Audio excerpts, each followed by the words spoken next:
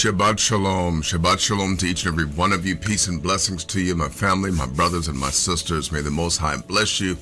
May He smile upon you this day. This is the day that He has made, and we rejoice in it, and we are glad in it. For it is He who has made us, and not we ourselves. No, we are. We are the work of His hands. We are animated by His Spirit within us, and we delight in Him. Peace and blessings to you. I'm your Mori for this channel.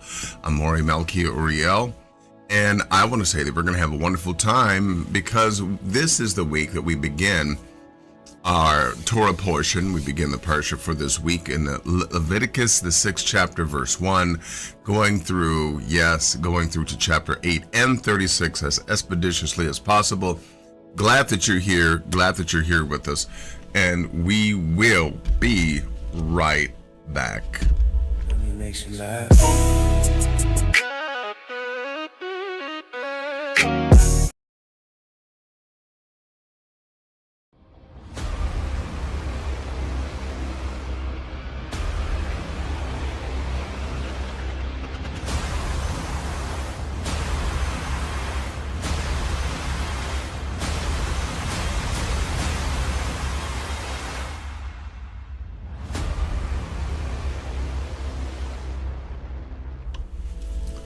All right, we are back. We are back, and I want to thank you for your patience and your attention with us.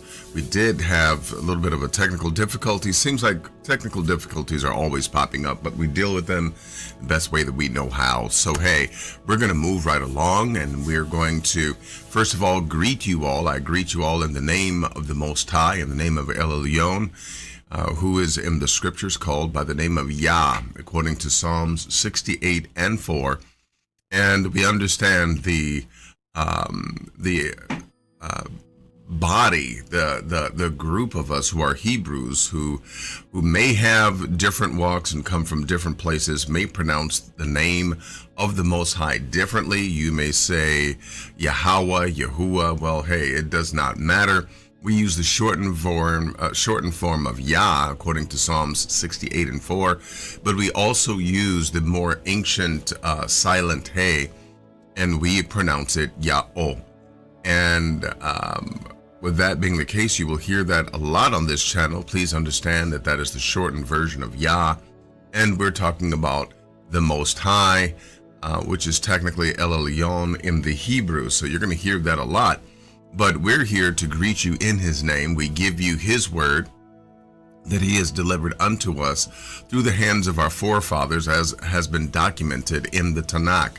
We, according to the Tanakh upon which we stand as being His word, we are covenant keepers. We are a covenant people. We walk in the covenant of the Most High, and we abide by His laws, statutes, and His commandments. While this has had a tendency to rub many people the wrong way, especially Christians who will demand of us, well, then how are you forgiven for your sins? Because they believe, because they have listened to the erroneous so-called self-appointed Apostle Paul, that, that without the shedding of blood, there is no remission of sin.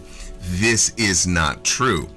That is an incomplete statement, and it is built upon a misunderstanding or an absence of truth and information that someone that does not know the Torah would definitely, the kind of a mistake that someone that does not know the Torah would make. So therefore, it's highly suspect that he was a Pharisee taught by Gamaliel, because there's certain things that you would definitely know. That for the forgiveness of sins, you understand that when the Torah reads, hey, Israel, you're going to spend a lot of time, you're going to have a lot of time for a long season where you don't have a temple, you don't have, basically you have nothing. You don't have a priesthood, a sacrifice, anything. And of course, I'm paraphrasing, but this comes to us from the book of Hosea. And he says, in that moment, you're going to take the calves of your lips. In other words, the words that we say, the heartfelt words that we say, are like sacrifices unto the Most High. There is no need for shed blood. Also, we find that In Exodus 32, entire Israel was atoned for without the shedding of blood. Moshe even offered to shed his own blood, but this was not allowed by the Most High. Why? Because the Most High does not allow anyone to die for anyone else's sins. This is scripture. It is written therein. For those of you that are oblivious to this, or this is new information to you, it's made your jaw drop and your eyes get wide, like, how could that be? What is he saying? Well, I invite you to study, and I invite you to look it up for yourself. I'll even give you the scriptures. You can look it up. Yes, there is forgiveness and there is restoration. When you look at Ezekiel 18, verses 20 through 23, you will see that there is forgiveness and there is reconciliation with the Most High without the shedding of blood. That temple ritual was done as a similitude, yes, as a similitude of what you already did, not what the Most High is going to do, but what you have already done by slaying that wicked nature within you and demonstrating with actions that you have changed. That's why it reads in the book of Proverbs that, hey, that someone that tries to sacrifice with a wicked heart, it's an abomination before the Most High. The sacrifice doesn't save you, according to today's modern day vernacular, religious vernacular, but basically it's a ritual for the temple. When you have a temple, you're able to do that ritual that signifies that there has been atonement. Okay? And the Most High himself, yes, he will hear your prayer if you come to him and if you offer up the calves of your lips. Yeah, that's all the sacrifice that you need. But we stand upon the word of the Most High. We stand upon the Torah. We stand upon the Tanakh. And with that being said, we keep the covenant. Well, what is the covenant? There is a miniature version of the covenant. For those of you that are worried about, 613 laws, I can't keep them. Well, if you're worried about that and you think that that's too many, then of course there's thousands of rules for driving. There's thousands of rules that you're supposed to be keeping when it comes to the game of basketball and the game of baseball and football. But you don't holler about those. You don't seem to be uncomfortable with those. But when it comes to connecting with the Most High and doing the 613, you tend to have an issue. Well, listen, the Most High knew that you would have an issue. Therefore, according to Deuteronomy 4 and 13, he stated that, hey, I'm going to give you my covenant in 10 declarations, which is what the 10 declarations are. And we say, therefore, we will not have any other Elohim to be our Elohim. There is only one for us, for it is written, whom have I in heaven but thee? It is written that there is to be only one Elohim for us, and we have definitely come to the realization that Yah is our Elohim and that there is none. We will put no other Elohim before him, no divine beings before him. He is the all in all, the supreme. We will not make any image, any object to worship it, to bow down to it, and to worship it. We will not make it divine to worship it as a god, whether it be of stone, whether it be of wood, whether it be of some other material, or even of our own imaginations and belief systems. We will not construct a religious belief system to worship another other than the Most High himself. This includes Christianity, which has its made up, later ratified in the in the 3rd and 4th century, that Yeshua ben Yosef was actually God. We do not bow our knee to any but the Most High himself. We also do not take his name, nor his character, nor his presence in vain. We also remember to keep Shabbat holy, as we are doing even this day by doing no work during daylight hours, understanding that for those of us that are yet in exile, we may be forced beyond our will. Circumstantially, we may be forced beyond our will, but yet the choice is ours to take our own destiny into our own hands and to depend upon Yah, and thereby do no work during the daylight hours of Shabbat. And we keep it holy by honoring it and doing no work and resting before him. We do honor our mothers and our fathers, that our days may be long upon the earth. They are our ancestors, and we stand upon their shoulders. And we will not shed innocent blood. We will not commit adultery, for the Most High will give us our own mates and has given us our own mates. We will not steal. We will not take anything that does not belong to us, for the Most High has blessings that seek us out, blessings with our name on it. And there are a million different avenues that the Most High can use to bring blessings into our lives. Therefore, we do not steal, and neither will we be a false witness in any matter of divine judgment or judgment period. We will not be a false witness, and we will not covet that anyone else has. With that being stated, we do keep the laws, statutes, and the commandments of the Most High. If you're wondering, well, how can I get in where I fit in? Well, the 10 Commandments start there, and only worship the Most High himself. Do not worship any other being. I don't care how popular it is. I don't care how, your grandmother and your grandpappy and everybody else tells you to worship this other being. Do not worship them, for even in the Christian New Testament itself, their version of Scripture, yes, Yeshua ben Yosef even says that the Father's not looking for anyone to worship JC. And I know that's some of you may be like, oh, I want proof of that. And I can give you a scripture for that. Okay, I can tell you where to go. It's in John 4 and 22.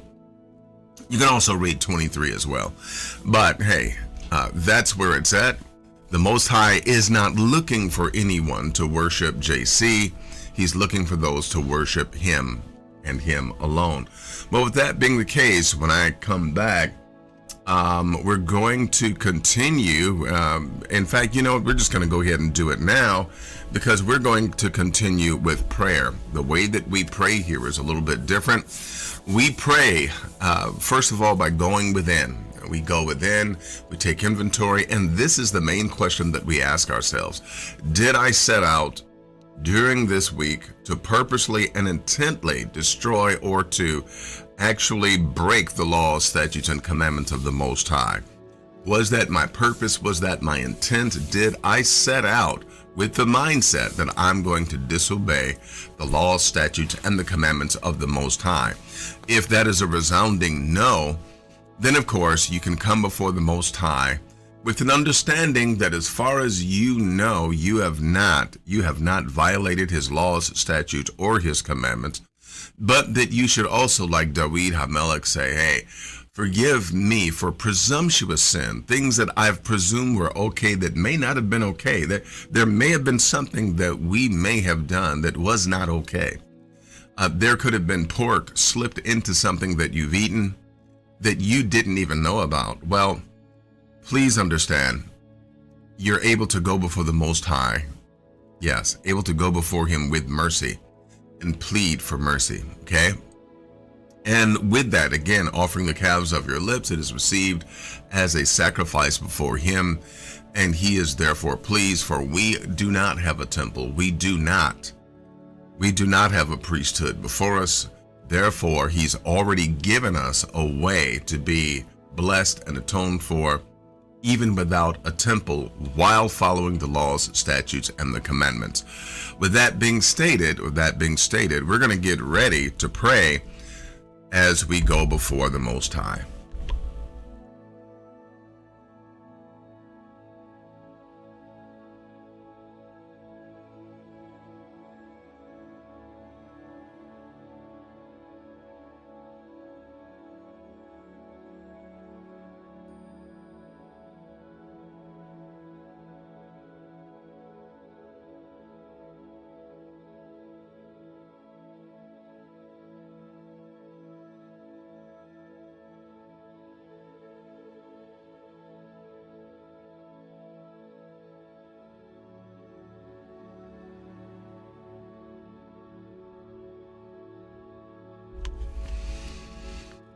Baruch atah, O Baruch atah b'hashemayim, Baruch atah b'haaretz, Baruch atah b'kol ha'olam, ki atah melech ha'olam, atah hakol b'shbelanu, Baruch atah ha'avinu, Barukata.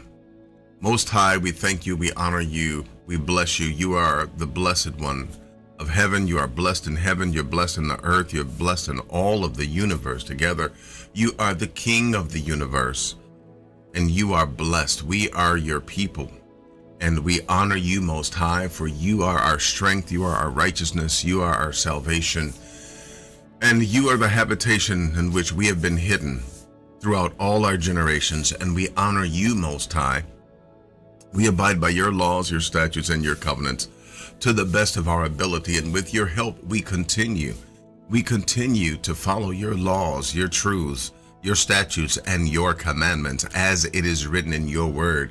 We honor you and we thank you for giving us your word. We thank you for this community.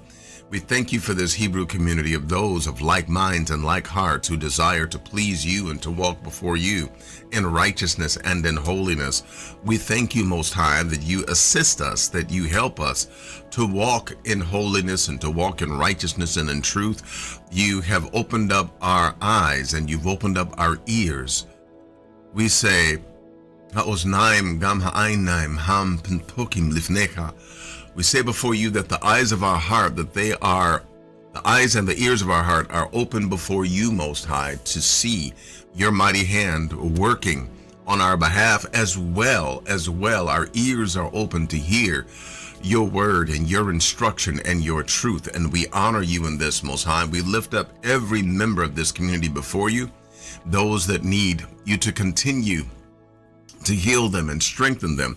I thank you, Most High, for even my son who is getting better because of your divine intervention. I thank you that you are with him and assisting him in his healing. We thank you for his healing. We thank you for his full recovery as well. Most High, we thank you for our elder Leona Croning. We thank you for every member. We thank you for how she is gaining strength continually. We thank you, Father, for her mind is sharp, her heart is pure before you, and we thank you, Most High, that you are with her, working with her physically to strengthen her and to continue to heal her even in her age now. For age is nothing but a number, Most High, and you know that she is yet your daughter, she is yet your child, and we thank you, Most High, for what you're doing on her behalf. We pray that you restore and revive her youth. Revive her strength and her youth. We thank you, Most High. And as well, we lift up our brother George Evans before you. Also, Young Lion before you, Ya Lion before you. We lift them up before you, Most High. And everyone that needs your help. Penny and Josh Frank and Papa Frank. We lift them up before you, Most High. That you bless them and that you visit them and that you fully and completely amendments. We honor you, Most High. We thank you. We bless you. We magnify you in your name and your name alone. We say in your name alone. We say Aman wa Aman. All right. Well, hey, we will be right back.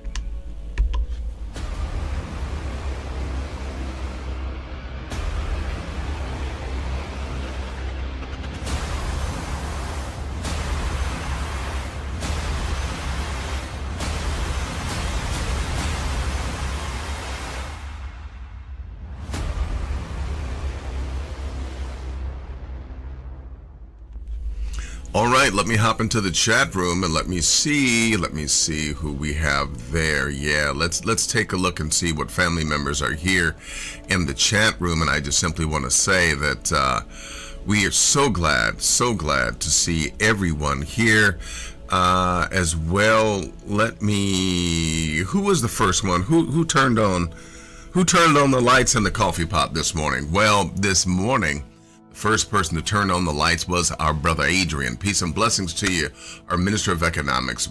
May the Most High bless you, my brother. I truly appreciate you. He was the first one to turn on the lights. The second one to turn on the coffee pot today was our Minister of Safety and Security, Bergen Paris. Peace and blessings to you, my brother. Glad that you are here. Shabbat Shalom to you as well. And also we have this is definitely a true Hebrew community because it seems like we have more brothers than sisters. I love it. So Ben Naphtali, peace and blessings to you, my brother. I'm glad that you're here as well. Thank you. Thank you. My family receives the blessings. My family receives the blessings. We have the wonderful Miss H with us. Hadassah, peace and blessings to you, my sister. Glad that you are here. And we have our elder, Leonie Croning or Christine Croning. Peace and blessings to you. Our brother George Evans is also in the house. Peace and blessings to you, my brother. Glad that you're here. Mr. Weeze 1000. Peace and blessings to you, my brother. Glad that you are here. I'm so glad for the brothers. So glad that the brothers are here. Peace and blessings to you. And let's see, did I miss anyone? Did I say Brother George Evans? Yes, I did. Also, Brother Michael Charles Marsh is in the house. Peace and blessings to you, my brother. Glad that you are here. And each time I look at your picture, man, I think about my son, because there is some resemblance there. There is a little bit of resemblance, according to your picture here. It looks that way, definitely from the picture here. So hey, peace and blessings to you, my family. I'm glad that you're here. I love you all. I really do. I love you all. And the last time I spoke on the phone with our elder Leonie Croning, it was mentioned once again about us being able to get together. I would love to be able to get together with you all. And you know what? And I'm going to look at where everyone lives and try to, in fact, you know what? Yeah, when I was speaking with our brother Bergen Paris, it was a great idea that we come to where our elder is, and try to find something around there. So yeah, let me think about that. We'll put something together and see what we can do, see what we can arrange, and see what time is good for everyone. We know things are a little bit hectic with airports and with TSA right now. But hey, we will see what we can do, right? Let's look into it, even if we have to drive, right? Let's look into it, brothers and sisters. That would be a blessing. That would be wonderful for those of us that could. With that being the case, when I return, we will definitely get into our Torah portion for today. Again, as you may have seen, we're beginning the Torah portion now that we are at the beginning of the Hebrew New Year, the month of Abib. Some have said, well, this is the beginning of the religious calendar. No, this is the beginning of the calendar period. And also, my sister suggests, by the way, peace and blessings to you, my sister, Jacqueline E. Bugs in the house. So my sister suggests that maybe we could definitely do Zoom, right? We could definitely do a Zoom. She says, and instead of meeting together, do a Zoom together. That is an idea. That is an idea. That would be a lot cheaper on the pockets, right? Okay, well, if that is a suggestion, we'll definitely, strongly consider that. I think that's a good idea as well. And our beloved elder said that truly warms her heart that we're thinking about her and coming to visit. Not in her home, but just in the locality of where she is, and that maybe she can, venture out and come to where we're all gathering if it flows that way, if it follows that way. Well, peace and blessings to you, my brothers and sisters. When I return, we are going to begin our Torah portion. Yes, Leviticus, the 6th chapter. Grab your pens, your papers, and let's go ahead and let's dig in when I return, when I come back. And let's do this. I want to, I tell you what, we'll be right back. Hi, I'm Melchior Uriel, and I want to come to your church or to sit down with you, Pastor, and have a build where we discuss, open up scriptures, and discuss the realities behind the Hebrew way of life and following the laws. Please call the number below, and if unanswered, please leave a message. Thank you. Shalom.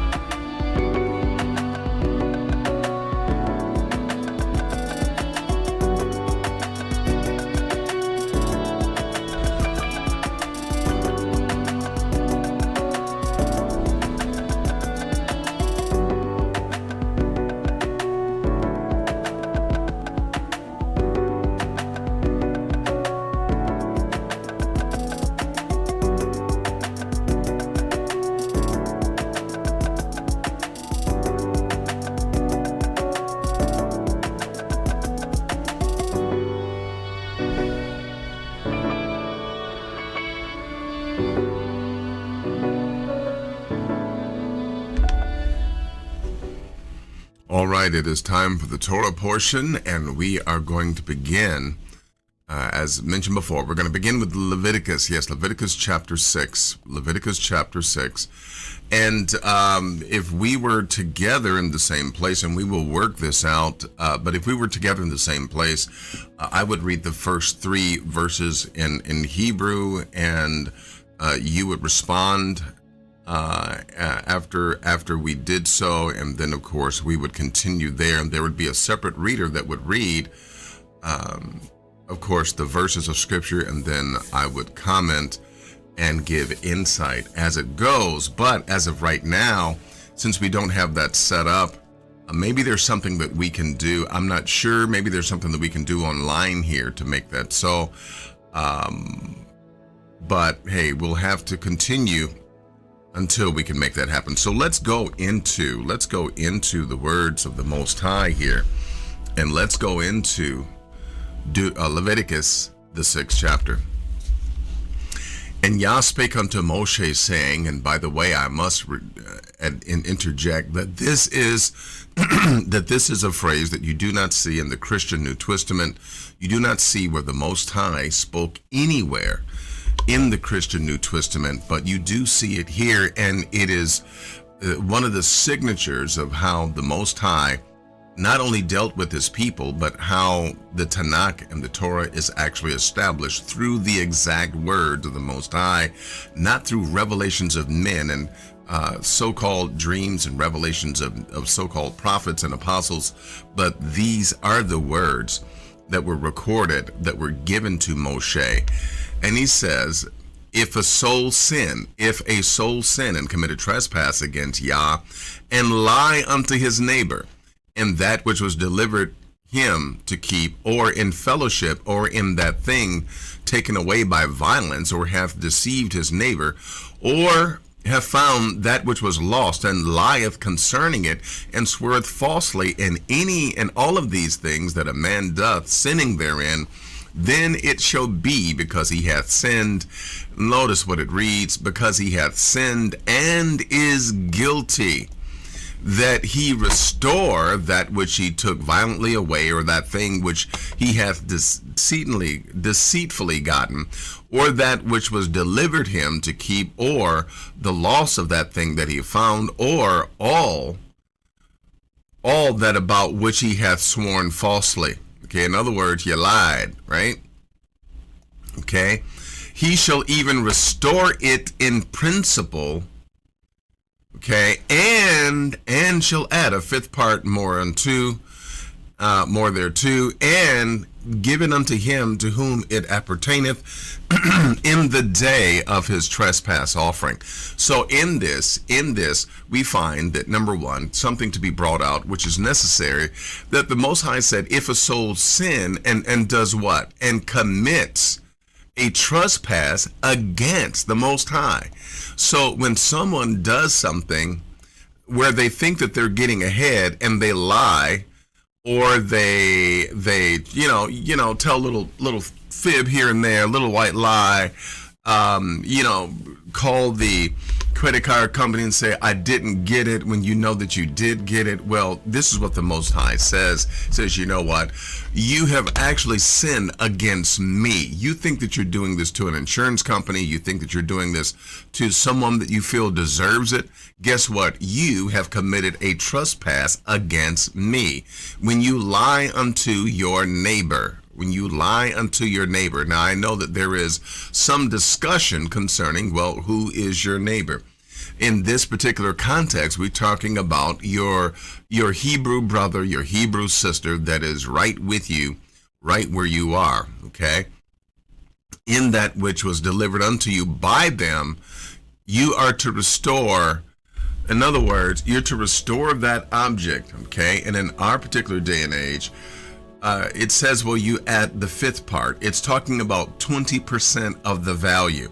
So let's say I'm with my brother Adrian, right? Brother Adrian and I, we're together. Say, hey, brother Adrian, hey, let me borrow, whatever, right? Let me borrow your laptop, right? And then he lets me borrow his laptop.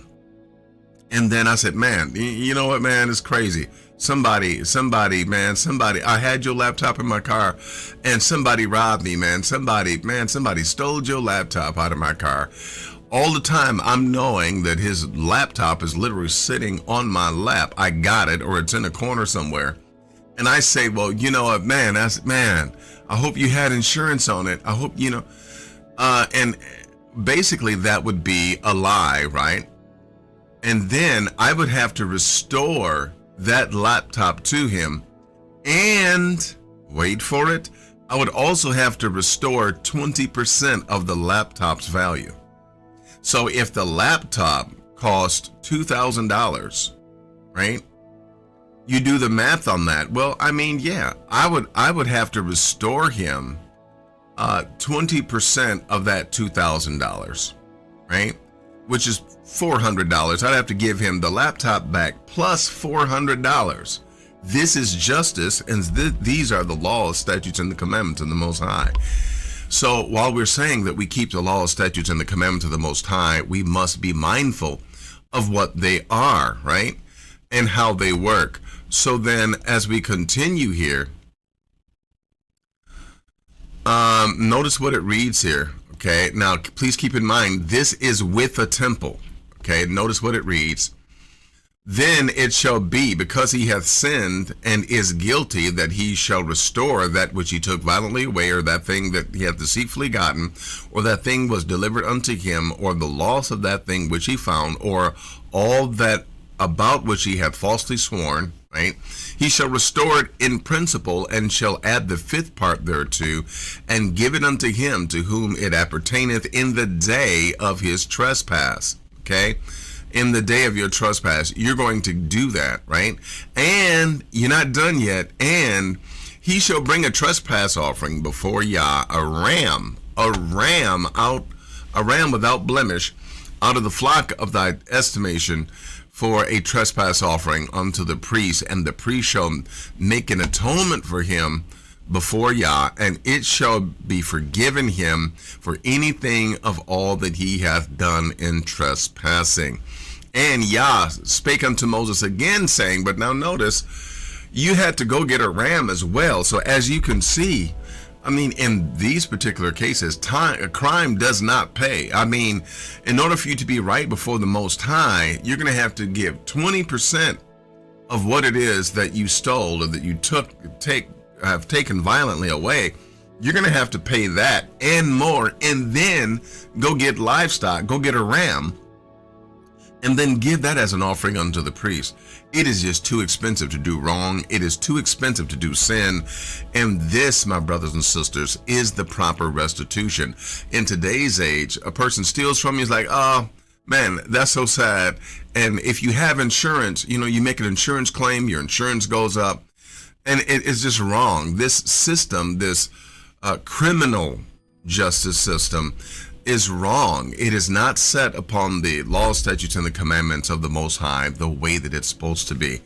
And so with that being the case, we notice here that in the 8th verse, the Most High gives unto Moshe another law that is to be followed. So notice what it reads here. And Yah spake unto Moshe, saying, command Aharon and his sons, saying, this is the law of the burnt offering. It is a burnt offering because of the burning upon the altar all night unto the morning. And the fire of the altar shall be burnt in it, and the priest shall put on his linen garments. Okay, I make note of this being linen garments because linen is the priestly fabric, right? And the reason why linen is the priestly fabric is because with all that they were doing, the Most High never wanted them to sweat. It is light. Linen is light, okay? And they had breeches or pants that they made so that no one could see their nakedness while they're wearing linen.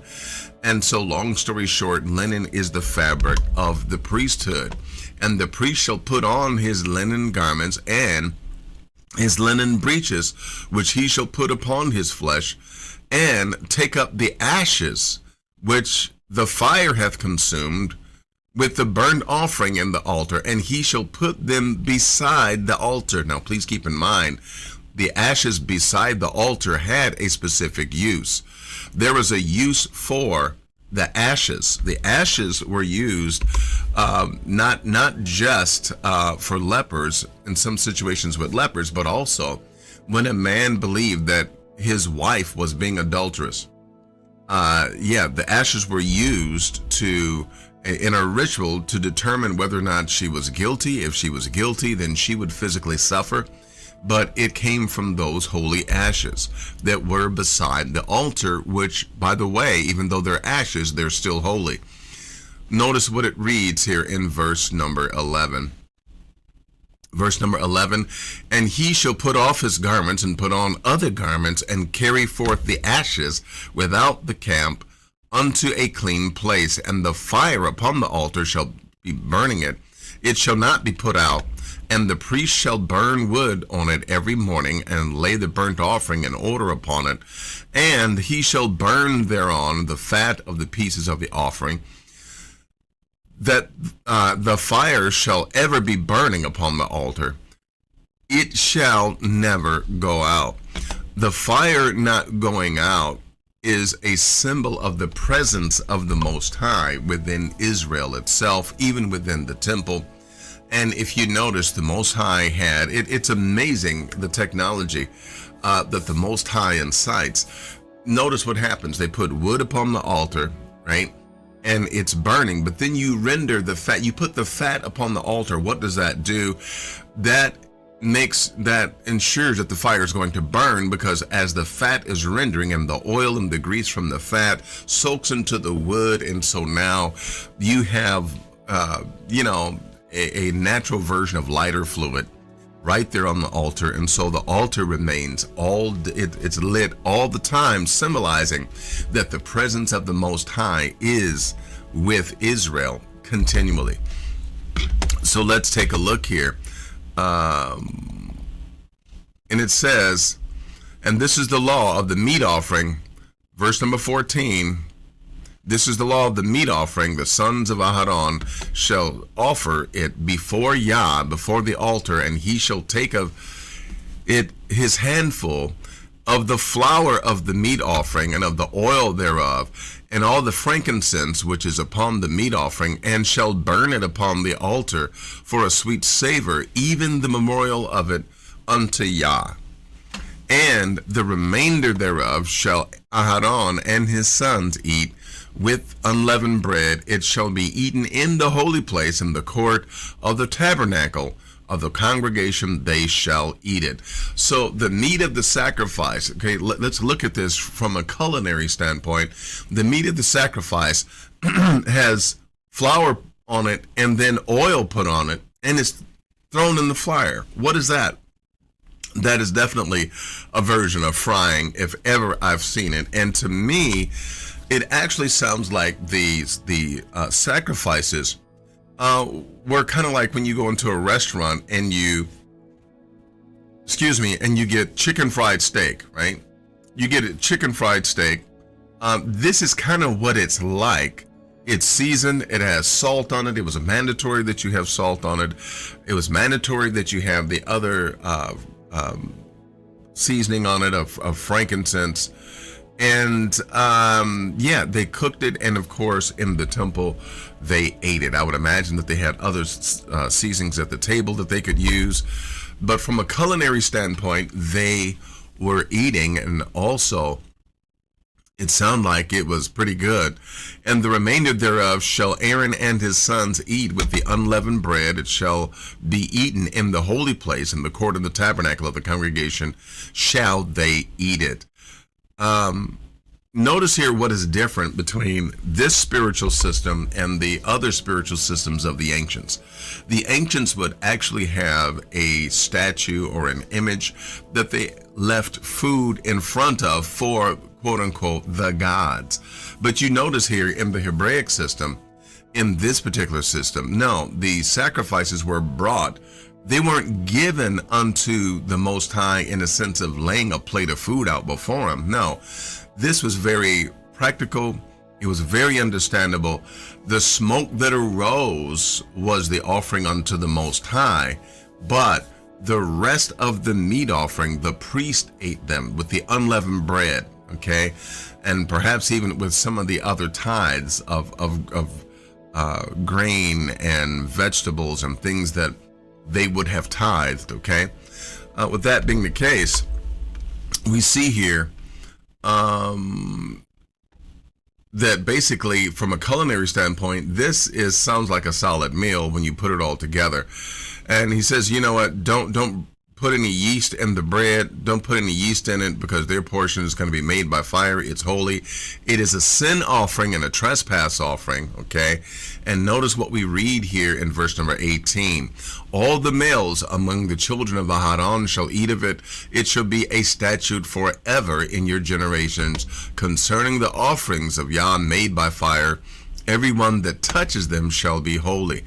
So they were holy, they were eating holy food, and yes, this was for Aharon and his sons. And Yah spake unto Moshe, saying, this is the offering of Aharon and his sons, which they shall offer unto Yah in the day when he is anointed.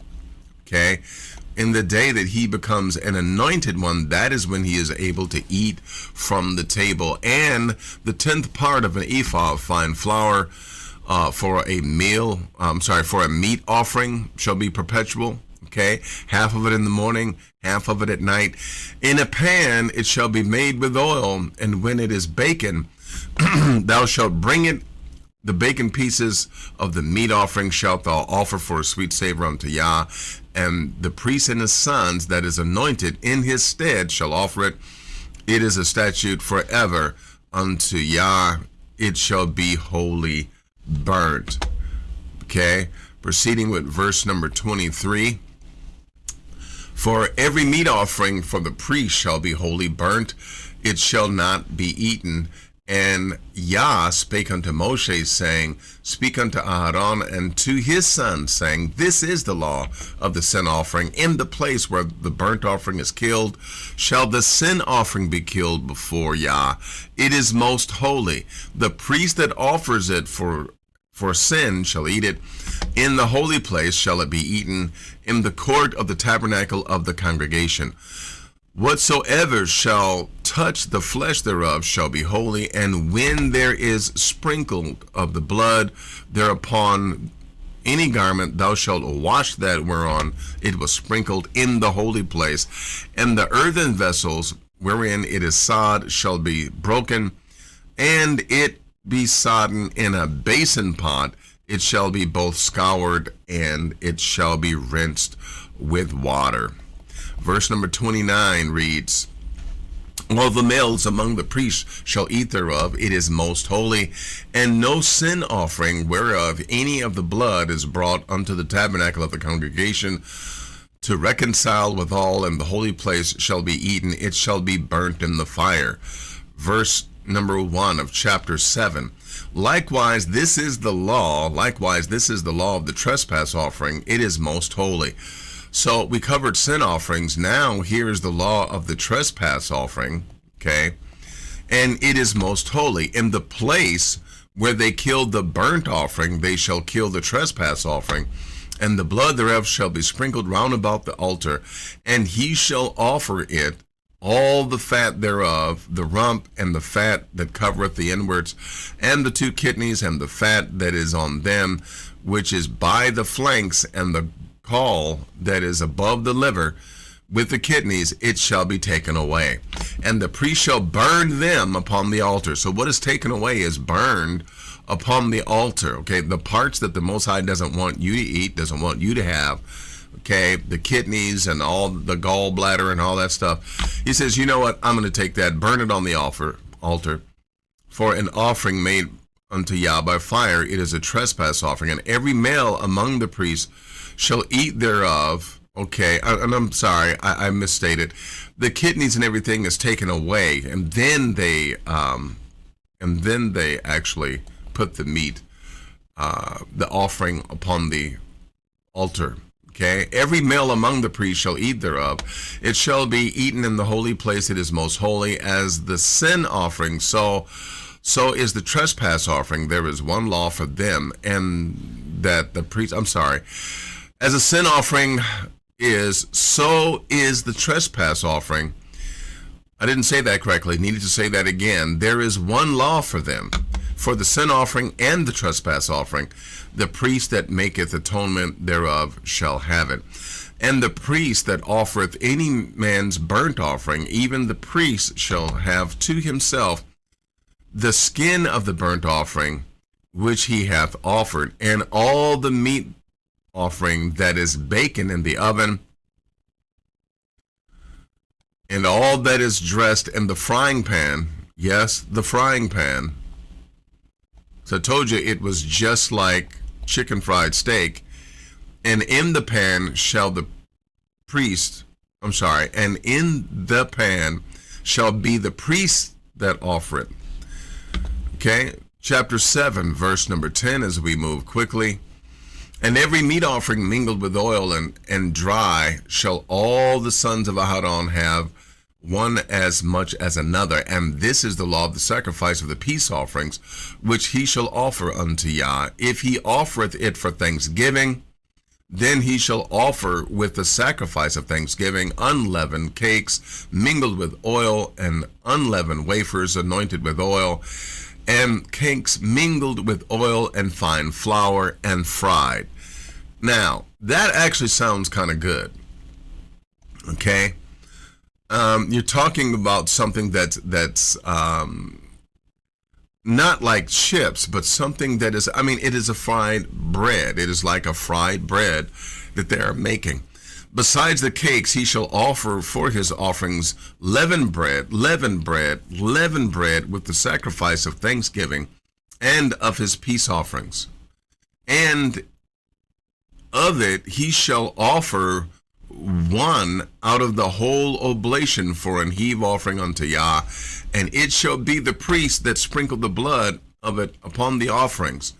And the flesh of the sacrifice of his peace offerings for thanksgiving shall be eaten the same day that it is offered. He shall not leave any of it until the morning.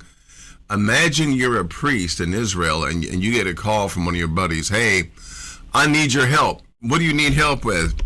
Man, I need your help in eating this, this delicious food that was just prepared. Because the Most High said that we have to eat it on the same day. I imagine getting a call like that, right? Well, as we continued with verse number 16, let's continue.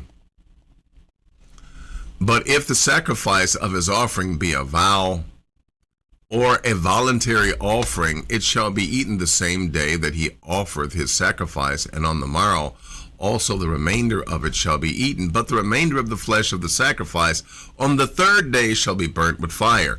And if any of the flesh of the sacrifice of his peace offerings be eaten at all on the third day, it shall not be accepted, neither shall it be imputed unto him that offereth. It shall be an abomination. And the soul that eateth of it shall bear his iniquity. Now, let's talk about that for a second, because basically on the third day, imagine, if you will, if you had meat that was setting out, right? You're allowed to eat it. You're allowed to eat it on the second day, but the third day you're not. Now, when that meat becomes rancid or spoiled on the third day overnight and someone comes and eat it, notice what it reads: he shall bear his iniquity. But there's also another important point here that needs to be made, and one is, notice that even the eating of the sacrifice was a part of the ritual of the sacrifice.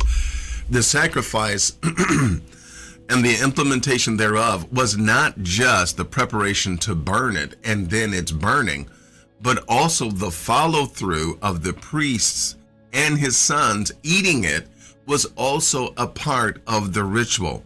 All praises to the Most High, because out of this, he truly desires that his priesthood and that his people, his servants, be blessed.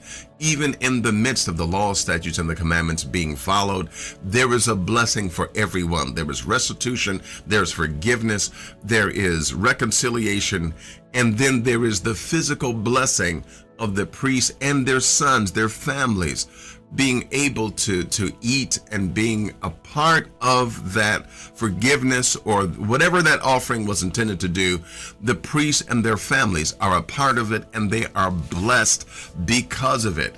The Most High not only monitors the actual ritual and the carrying out of everything, but also the eating of that as well, that portion that was given unto the priest.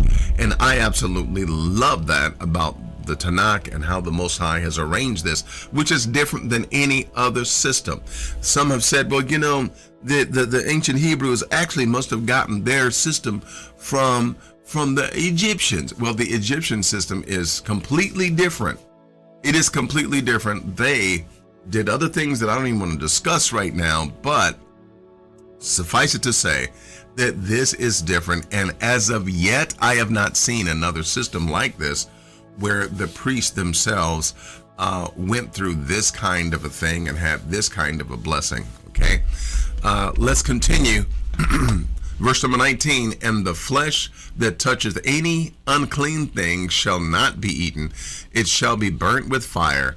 And as for the flesh, all that be clean shall eat thereof. And the soul that eateth of the flesh of the sacrifice of peace offerings that pertaineth unto Yah, having his uncleanness upon him, even that soul shall be cut off. In other words, you have to be clean in order to receive of the blessings of the Most High.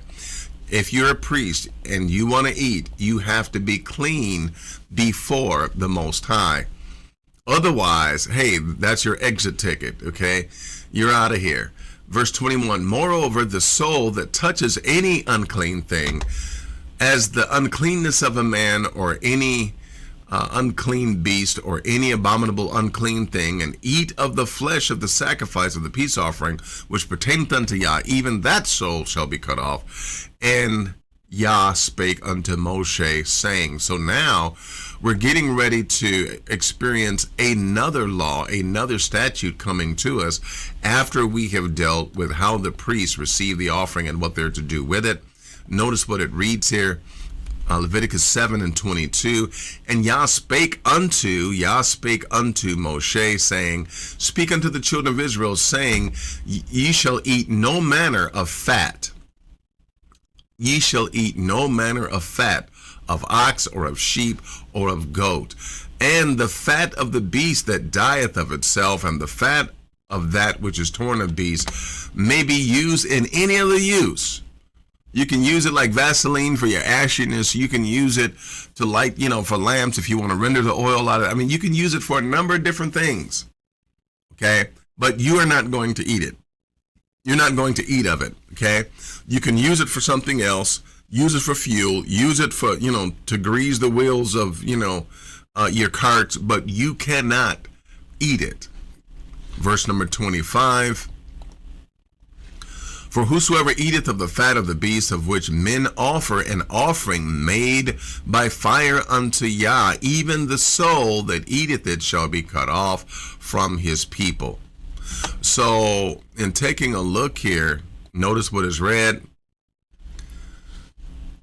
Okay, and Yah spake unto Moshe, saying, don't eat the fat of the ox or the sheep or the goat. Why? Because we have a temple and we sacrifice those, and that will be dedicated unto the Most High. You're not to eat the fat. Therefore, we as Hebrews, we definitely trim the fat off of our meat. Definitely. Sometimes it's heavily marbled and there's no getting around that. But the fat that we can, we remove it from our meat. Okay.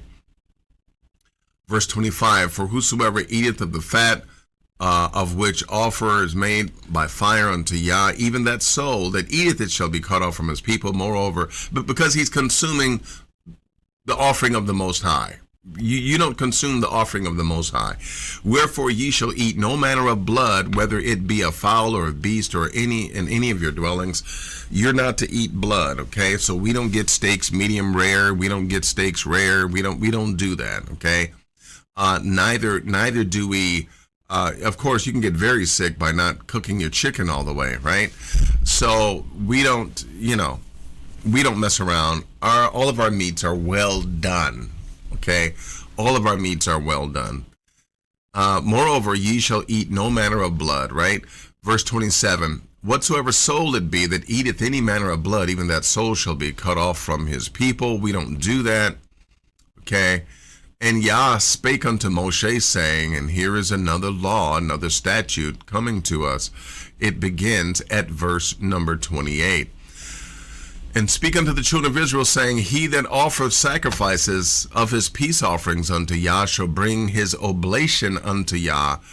Of the sacrifice of his peace offerings, his own hand shall bring the offerings of Yah, made by fire, the fat of the beast. It shall he bring, that the breast may be waved for a wave offering before Yah.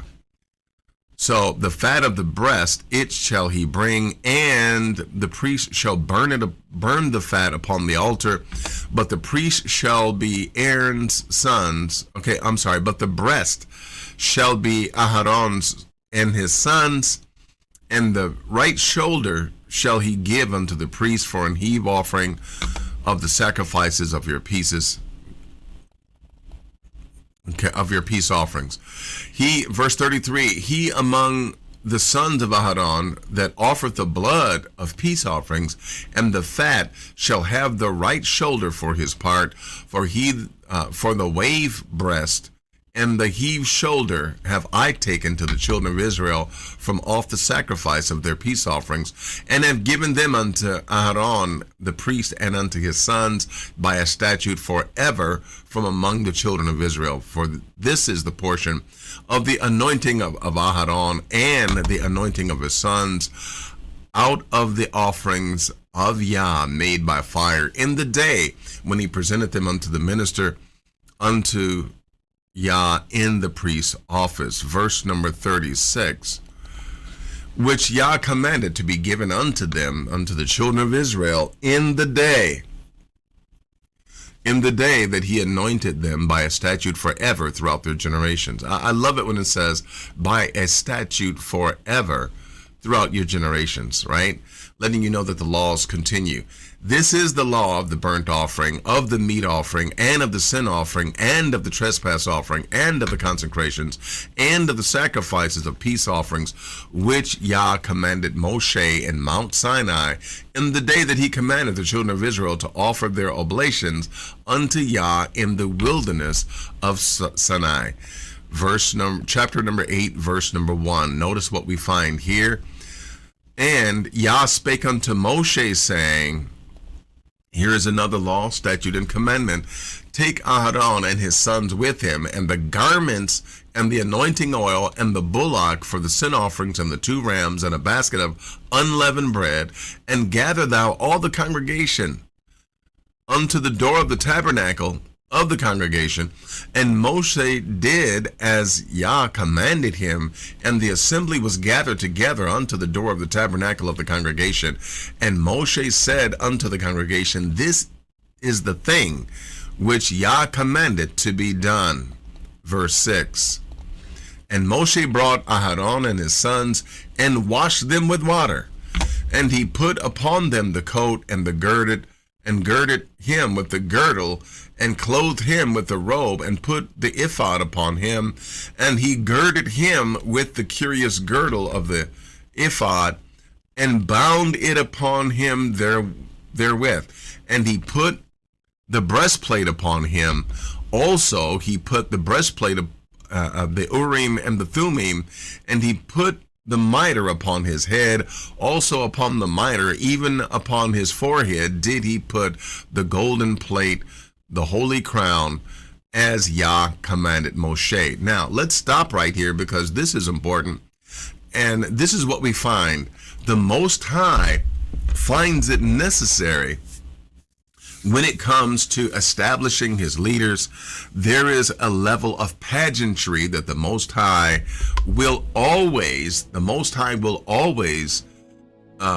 demonstrate a level of pageantry. Or if it's religious, then we could call it a liturgical kind of acceptance. You know, he wants you to know that this person is the one that I've chosen.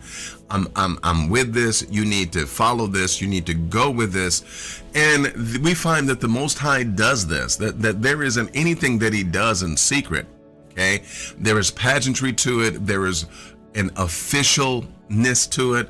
It's official, it's solid, it's bona fide. So I cringe at all these self-made apostles, and you know, they baptize themselves in the bathtub and said, oh, I'm an apostle now. Why? Because I got, you know, I just believe by faith that that's what, you know, God wanted me to do. When the Most High sets you up, there is pageantry, there is acceptance, there are announcements, there's you know, there's a gathering together of the people. It really is an open show. It's an open show. It's pageantry when the Most High establishes you, okay? And it's not something that's done in secret. It's not something that, you know, you just, you know, oh, I just believe by faith, and so I'm an apostle now. Oh, I'm a pastor now. No, there has to be establishment, organization, pageantry, and an outward show. This is how the Most High does things. Let everything be done decently and in order. Well, verse number 10, continuing with verse number 10, and Moshe took the anointing oil and anointed the tabernacle and all that was therein, and sanctified them, and he sprinkled thereupon the altar 7 times, and anointed the altar and all his vessels, both the laver and his foot, and sanctified them. And he poured the anointing oil upon Aaron's head and anointed him to sanctify him. And Moshe brought Aharon's sons and put coats upon them and girded them with girdles and put bonnets upon them, as Yah commanded Moshe. Verse number 14. And he brought the bullock for the sin offering, and Aharon and his sons laid their hands upon the head of the bullock for the sin offering, and he slew it. And Moshe took the blood and put it upon the horns of the altar round about with his finger, and purified the altar, and poured the blood at the bottom of the altar, and sanctified it, to make reconciliation upon it. And he took all the fat that was upon the inwards, and the caul above the liver, and the 2 kidneys and their fat, and Moshe burnt it upon the altar. Okay, that was the burnt upon the altar. And verse 17 reads, but the bullock and his hide, his flesh and his dung, he burnt with fire without the camp, as Yah commanded Moshe. And he burnt the ram for the burnt offering, and Aharon and his sons laid their hands upon the head of the ram, and he killed it. And Moshe sprinkled the blood upon the altar round about, and he cut the ram into pieces, and Moshe burnt the head and the pieces and the fat, and he washed the inwards and the legs in water, and Moshe burnt the whole ram upon the altar.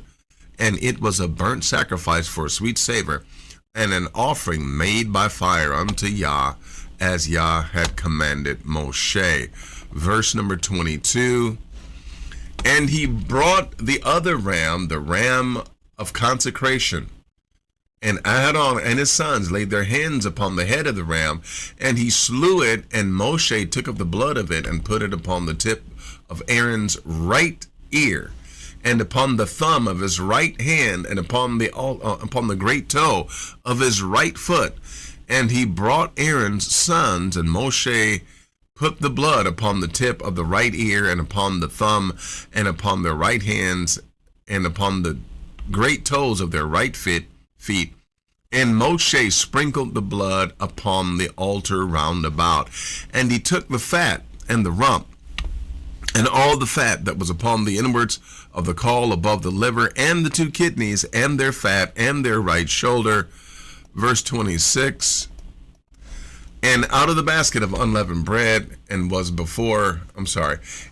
of the basket of unleavened bread that was before Yah, he took 1 unleavened cake, and a cake of oiled bread, and 1 wafer, and put them on the fat, and upon the right shoulder. And he put all upon Aharon's hands, and upon his sons' hands, and waved them for a wave offering before Yah. And Moshe took them from off their hands, and burnt them on the altar upon the burnt offering, they were consecrations for a sweet savor. It is an offering made by fire unto Yah. And Moshe took of the breast and the wave offering before Yah. For the ram of consecration, it was Moses' part, as Yah commanded Moshe. Verse number 30. And Moshe took of the anointing oil and of the blood which was upon the altar, and sprinkled it upon Aharon and his sons, Aharon and his garments, and upon his sons and upon his sons' garments with them, and sanctified Aaron and his garments, and his sons' garments with him. And Moshe said unto Aharon and to his sons, boil the flesh at the door of the tabernacle of the congregation, and there eat it with the bread that is in the basket of the consecration, as I commanded, saying, Aharon and his sons shall eat it. Verse 32. I just want to highlight this. Verse number 32, and they that remaineth of the flesh and of the bread shall ye burn with fire, and ye shall not go out of the door of the tabernacle of the congregation in 7 days, until the days of your consecration be at an end. For 7 days shall he consecrate you, as he hath done this day, so Yah hath commanded to do, to make an atonement for you. Therefore shall ye abide at the door of the tabernacle of the congregation day and night 7 days, and keep the charge of Yah, that ye die not, for so I am commanded. Last verse. So Aharon and his sons did all things which Yah commanded by the hand of Moshe. This has been the Torah portion, and it is wonderful. I love it. And you know what? When I come back, we're going to see if you have questions about the Torah portion. Be right back.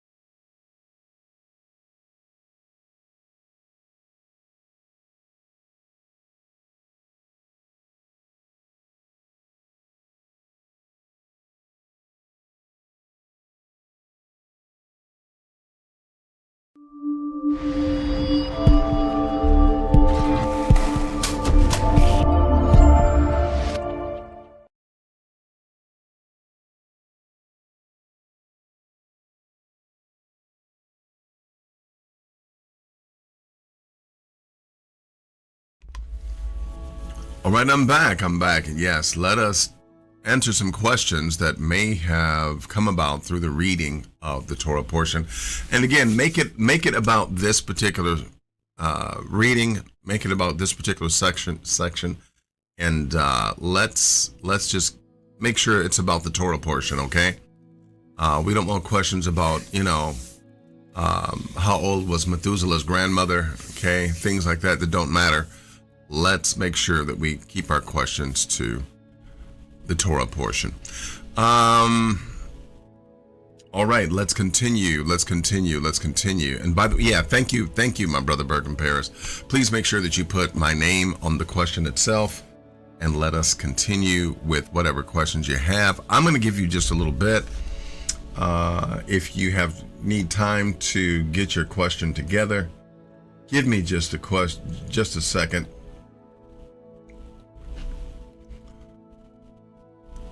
Okay. I'm going to give you a second to get your questions together.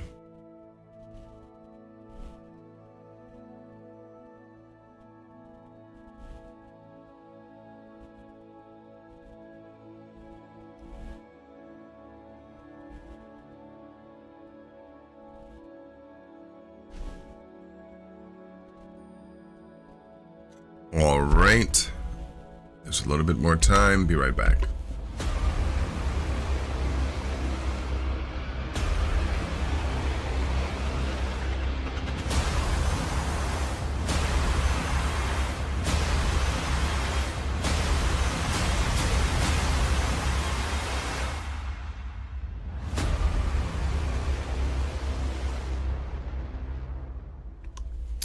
All right, coming back. I don't see any other questions. So we're going to begin another segment when I return.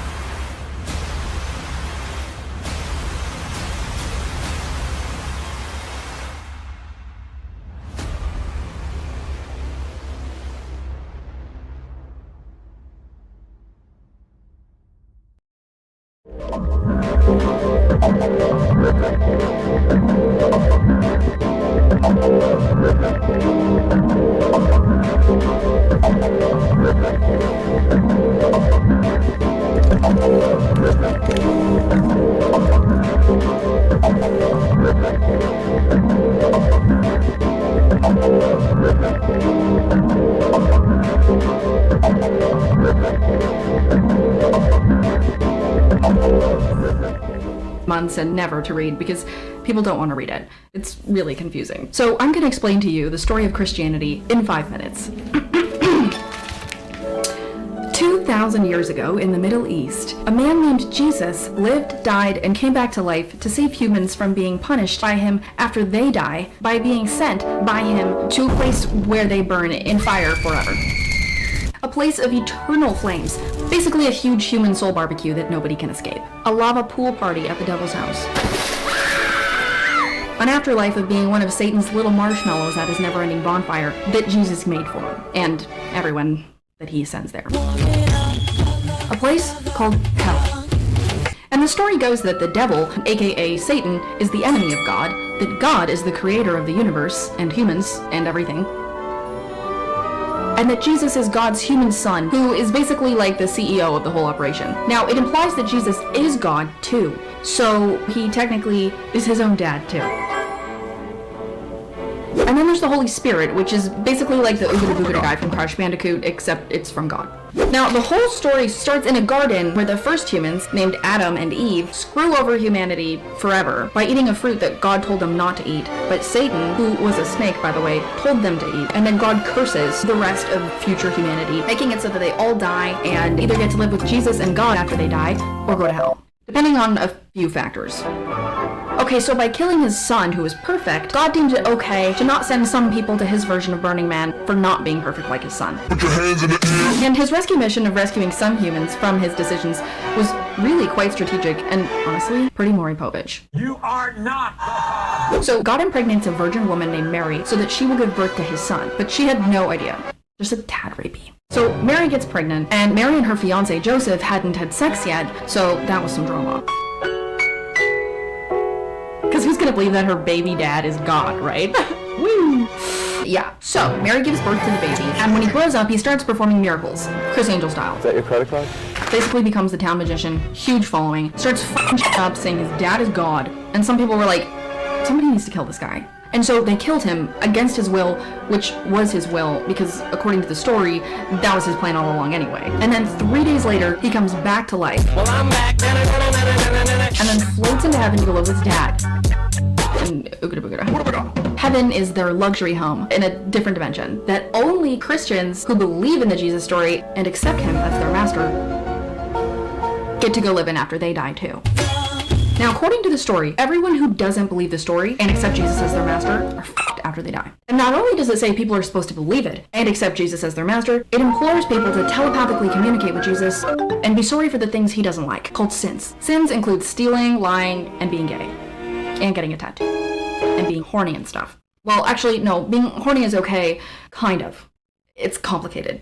And it says that he can see everything that you do, so better start praying, you know what I'm saying? And God, Jesus, and the devil are all invisible. You can't see them, but the story says that they are there. Here. Inside. You. Now, here's where the story gets really intense. It says that Jesus is going to come back to earth to establish his kingdom on earth and will raise the dead Christians and levitate the living Christians into heaven. But that nobody knows when.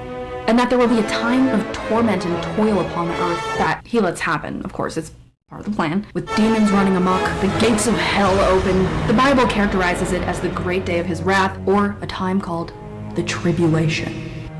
Not a great time to be alive. Unless you're a Christian. Then you get to fly.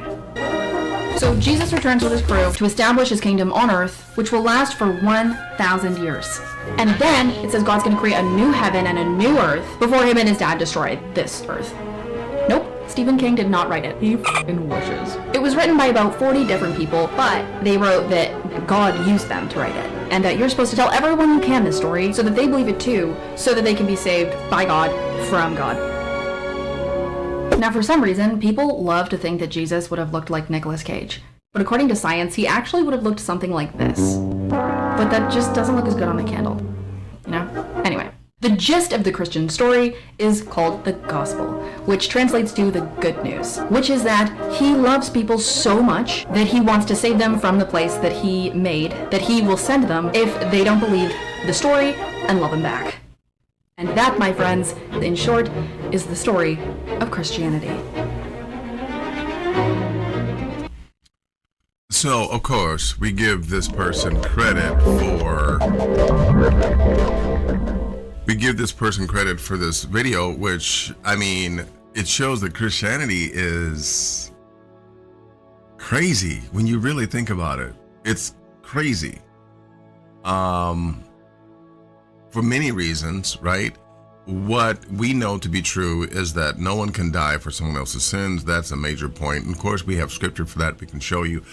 But the fact that Jesus is supposed to be God, and so he's praying to himself because he doesn't want to do what his will is, which is to go to the cross.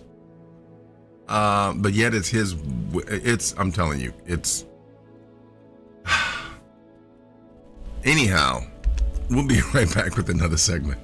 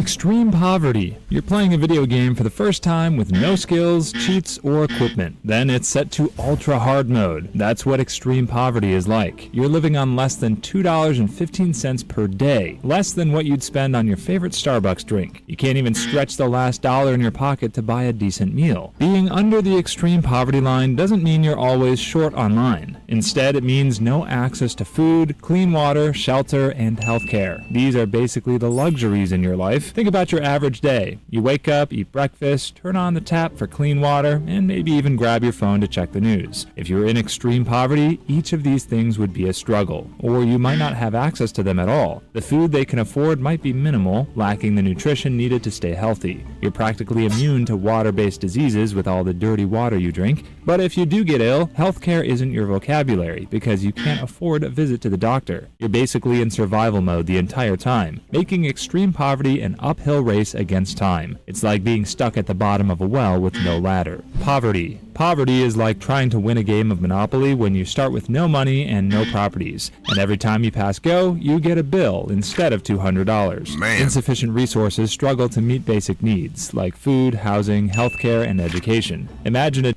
There's a contract most retail traders have never heard.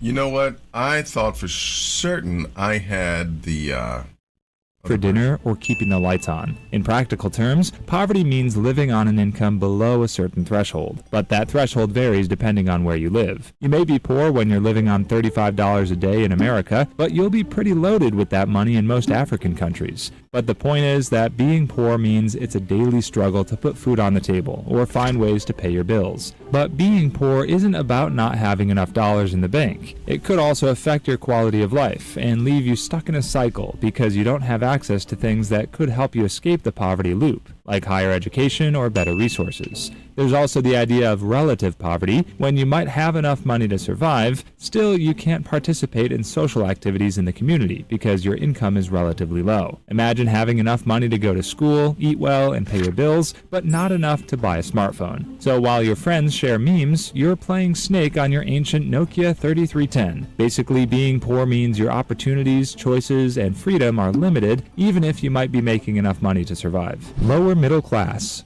Imagine the lower middle class as a group of folks who are comfortably above the poverty line, but not quite capable of putting a pool in the backyard anytime soon. If you're in this class, you're living in a decent neighborhood, maybe in a modest home or an apartment. Your car might be the most reliable Toyota, but not exactly a Lexus. Being in this class means you have a stable job, but not raking in the big bucks. You're hardworking, maybe in administration, teaching, or trades. Bringing in enough to cover the basics, like food, housing, and utilities, won't be too much of a problem. But you're not in a situation where you can splurge on a shopping spree every time your paycheck comes. In many ways, people in this class tend to live balanced lifestyles because they can save for college and unexpected emergencies, but can't overspend. Buying that new iPhone yearly can throw a wrench into your budgeting plans. It's the financial version of, I'm just fine here, don't worry about me. If you were to put it in gaming terms, the lower middle class are experts at min-maxing, which is when you make the most optimal choices with what you have. And if you play your cards right, you might have some wiggle room for that fancy steak dinner you always wanted to try. Middle class. If you were to rate the middle class on a scale from 1 to 10, they would be 5. They're, as the kids would say, mid. You would say they're the Goldilocks of social classes, not too rich or poor, but just right. What qualifies someone as middle class can vary depending on where you live, your country's economy, and even personal perceptions.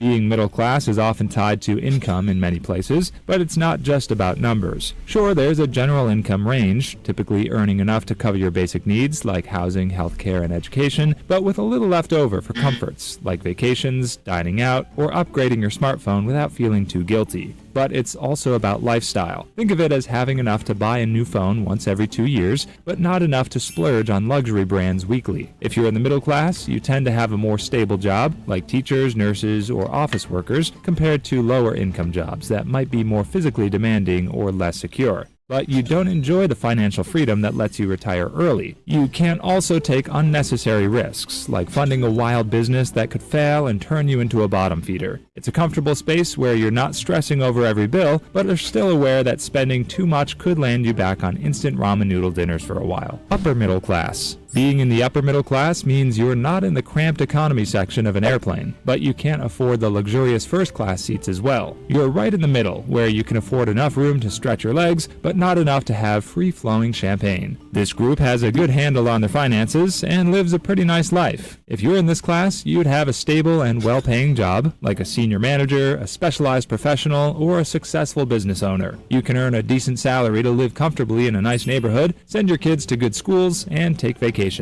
Education is also important because you wouldn't be where you are if you didn't get straight A's in high school and went to an Ivy League school. In most cases, you'd probably follow the lifestyle of the rich and famous because you have a premium gym membership or play golf at an exclusive country club, but you're not exactly flying in private jets or driving luxury cars. You're scratching the surface of what it means to be rich, but you're not there yet. But being in the upper middle class can be like having the best of both worlds because you enjoy luxuries without going overboard with your spending habits. You limit your extravagance, even if you might be living a good life. It's like drinking the finest bottle of wine, but still having one eye open on the next grocery store sale. Affluent. When you hear someone calling themselves affluent, you might want to picture a sunlit room with comfy furniture, fine art on the walls, and maybe even a grand piano in the corner. That's the lifestyle of someone with more than enough money to live comfortably while enjoying the finer things in life.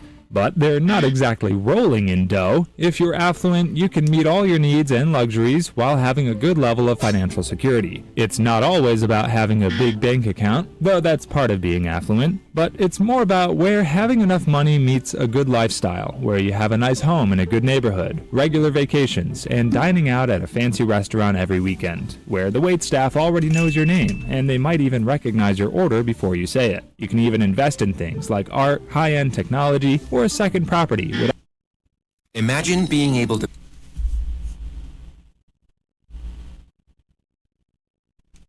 into your bank account. Your wealth gives you choices and flexibility, even though you won't find your name on the Forbes list of rich guys anytime soon. Being affluent also means having a good grasp of financial management, often with investments and savings that grow over time. You might also have access to high-quality education and healthcare, contributing to a comfortable and secure lifestyle. Essentially, being at this level of wealth means having a financial cushion that you can sleep nicely on without worrying about losing your job or the inflation rate going up. You're not exactly swimming in gold coins like Scrooge McDuck, but you're comfortably floating in a pool of financial security. Upper affluent. Imagine that you've made it past the basics of financial comfort and living in a realm where the term financial cushion feels more like a luxury mattress. That's what it means to be a member of the upper affluent class. Being at this wealth level means that you have a solid financial foundation that allows you to enjoy many perks without constantly checking the price tag. Your income is significantly higher than average, so you can afford more than essentials. We're discussing things like upscale vacations, high-end cars, and maybe even a second or third property. Having pocket change also means being able to buy a car when someone dares you to. But it's not just about the big-ticket items.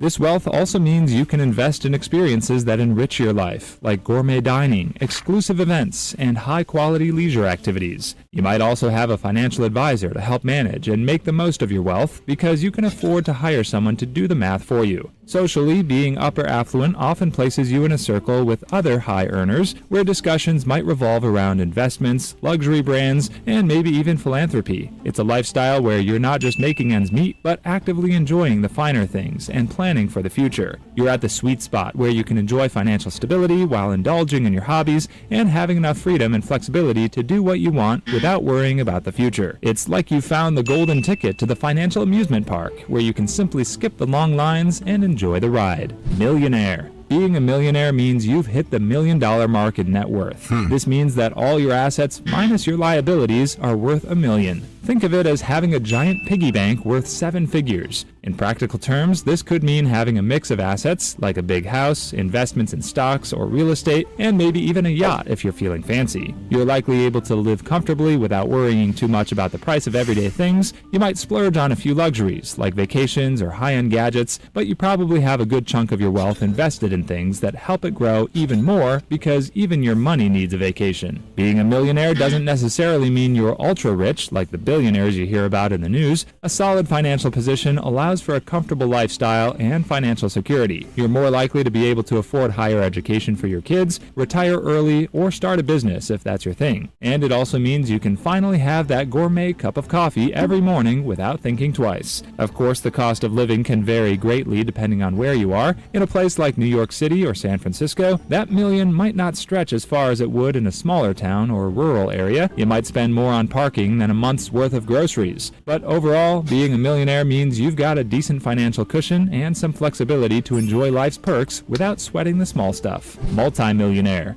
Let's say you've leveled up in the world of millionaires and taken the next step into becoming a multi-millionaire. You're like a Pokemon in the sense that leveling up in the financial world allows you to evolve into your next stage. As a multi-millionaire, you're not just worth at least $1 million. Instead, your net worth is now so high that it's multiple times higher than your regular millionaire. It might be in the 8-figure range, but it could also be in the 9-figure stage, where you're worth hundreds of millions. Being a millionaire is not just about having a big stack of cash, but also having so many zeros in your account that even your calculator is starting to sweat. You're looking at more millions than you can count, coming from a successful business, smart investments, even a hefty inheritance, or maybe even a magical ATM. Multimillionaires enjoy a lifestyle including luxury homes, high-performance cars, and multiple properties worldwide. Your investments include real estates, stocks, and expensive art. At this stage of wealth, you make decisions based on passion and interest, rather than necessity. It's like that successful YouTuber who pursued a career in the WWE because he's set for life. But it's worth noting that being a multimillionaire doesn't necessarily mean you can swim in a pool full of cash daily, because it only means your net worth is high. You could have no money in your wallet or bank account, but still be a multimillionaire because of your assets. That's a good thing if someone robs you on the street because you don't even have a penny to give. Billionaire. If you're a billionaire, you're basically in a contest where you and other rich people are trying to win a contest of who has the most zeros in your net worth. To put things in perspective, if a millionaire's wealth is like owning a fancy sports car, a billionaire's wealth is like owning the whole racetrack. $1 billion is $1,000 million. To make things clearer, imagine having $1 billion. You spend $1,000 every day. Most people can't even spend that much daily unless they live in hotels and eat luxury food every meal. But spending that much in a day will take you nearly 3,000 years to spend the $1 billion in your bank. Basically, billionaires have more money than they could count or ever need in a lifetime. With billions of dollars, you could buy a private island, a fleet of yachts, or even a small country if you feel extravagant. But beyond the glitz and glamour, billionaires often invest their money in businesses and technology. They might be behind the next big tech innovation. That iPhone you're looking at right now comes from the millions of dollars invested by billionaires. These guys don't always have the easiest lives because they manage large companies, navigate complex investments, and handle public scrutiny of having such immense wealth. Imagine people telling you daily that you can feed all of Africa with half of your net worth. Still, that beats having to work your daily 9-to-5 job. So I wanted for us to just get a look at when we hear something like, well, you know, Elon Musk has 30 billion or $390 billion. That is an insane amount of money. But wait a minute, add to that the fact that the president that some elected, which is now in office, has decided to give tax breaks for these billionaires who already have more money than they can possibly spend in their lifetime. It is amazing to see how individuals are yet behind this individual, even though he is doing things for billionaires and not for us. And supposedly, you know, it's people like those of us who are in those lower levels, from the poverty level all the way up to the, you know, what they call the middle class areas. I mean, supposedly we, you know, those of us in those areas put this president in office. But he's not doing anything for us. He's doing things for billionaires. And it just shows you how insane our modern day system is, our modern day situation is. It shows you just how insane it really is. What I like about it is that, you know, and I'm talking about this video, I don't like the situation. The video did point out that, you know, you're able to go to a particular place. Remember, you know, I'm sorry, I got distracted by something that someone wrote in the chat. Looking at the fact that you can go to a different place. You can go to Costa Rica. You can go to different places where the dollar, you can get more for your dollar. In some places, $35 is like $400. So you're able to actually, you know, if you can save up for a ticket and just go, you would be able to stretch your money that way. I know many people say, but I got family here, and I get it. I understand that. But it is a thought based upon how much money an individual has or does not have. Yeah, exactly. So it seems like the tax system it's engineered for those who have money. Okay. And it's almost as if the system is against us. But hey, we'll be right back with our next segment coming right up.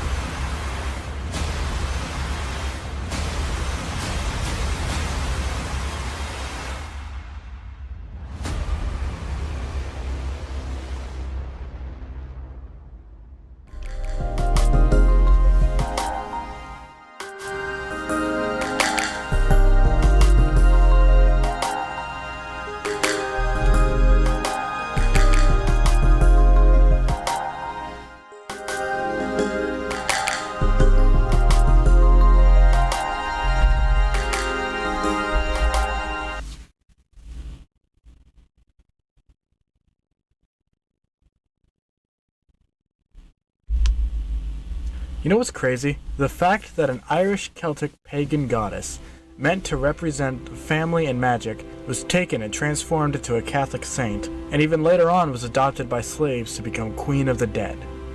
I'm not kidding, this actually happened. But how, you may ask? Well, it's a long story going over 1,000 years, and to understand it, we need to understand what happens when religions merge. Now, to a Western mind, religions merging may sound very weird, but it's actually kind of common. It's the reason why the Olympians have 2 sets of names. It's also the whole reason voodoo exists, but I'll touch on that more later. Syncretism is a natural consequence of people exchanging ideas and thoughts. Why do Christians all over the world celebrate their Savior's birthday by giving gifts to each other? Because when Christianity first spread across Rome, the Romans wanted to keep some old pagan traditions, so they compromised and combined some Christian and pagan traditions together to create Christmas. Note, that isn't to say Christmas is pagan, it just has some pagan elements. It is pagan. What are you talking about? It's not Christian pagan. at its core. It is pagan. Syncretism, in its simplest definition, is the amalgamation or attempted amalgamation of different religions, cultures, and schools of thought. We only care about the religious part, though. In the ancient world, syncretism was very common and widely accepted. The Greeks and the Egyptians constantly exchanged and worshipped each other's gods as a... So please keep in mind, in this controversial corner, we're talking about syncretism and how the Catholic Church basically put a whole bunch of paganism in Christianity. And notice what they see here. You see where the Greeks took ancient Egyptian deities and made them Greek, like Hermanibis, which is actually the combination of their Hermes with Anubis. So this was done, and in fact, in our discussion on Yahwism and how these gods transform into different names, it's interesting. It's interesting how these things come about, and so this is really about that. way to maintain good relations and trade. And as mentioned earlier, the Romans absorbed the entire Greek pantheon. Look at this. So the Greeks took from the Egyptians, and then the Greek took from the Egyptians, then the Romans took from the Greeks, and modern day takes from the Romans into their own religion, and that became the dominant religion in Rome. In fact, wherever the Romans went, they absorbed other gods. The Romans were very superstitious and believed all gods were real, but theirs were just the strongest. In the early Middle East, syncretism was commonplace too. The Mesopotamians and Jews both have flood stories that are believed to be related in some way. And speaking of the Jews, they took from some of their neighboring tribes' gods and made them into demons who allied with Satan against the god of the Jews, Yahweh. So as you can see, syncretism was the norm for centuries, and this is only around the Mediterranean. Things started to change though when two religions popped up onto the scene, Christianity and Islam. These two are exclusionary religions who believe they have a monopoly on truth, and as a result, syncretism is a big no-no to them. Now you could argue that Judaism fits in along with these two, but if you look at some early Hebrew text, you can see that Yahweh is just one of many gods. Yahweh is just the strongest god in existence. And again, this is coming from the consensus of modern day scholars. And so we know, we talked about this on last week, right? We talked about this. We've been talking about this continually, but this is what scholars say that he's agreeing with. Even though Islam and Christianity are exclusionary religions, if you want your local cult to make it big, sacrifices gotta be made. In Christianity, this meant bringing in some holidays, but also minor details like angels looking like cherubs. Meanwhile, in Islam, it meant incorporating the jinn. Jinns are pre-Islamic Arabian trickster spirits who aren't present in Judaism or Christianity, but they are in Islam, so it's very likely that they were syncretized into Islam from a polytheistic pre-Islamic Arabian religion. So now that we know what syncretism is it a good or a bad thing? As you can imagine, this is a highly controversial question in today's world, especially in churches. Many people who identify themselves as Christian, if you ask them what they thought of syncretism, well, at first they'd probably say, what's syncretism? Exactly.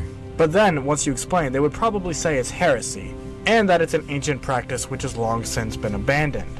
But the thing is, syncretism can't be abandoned because it's a natural consequence of cultures interacting and exchanging ideas.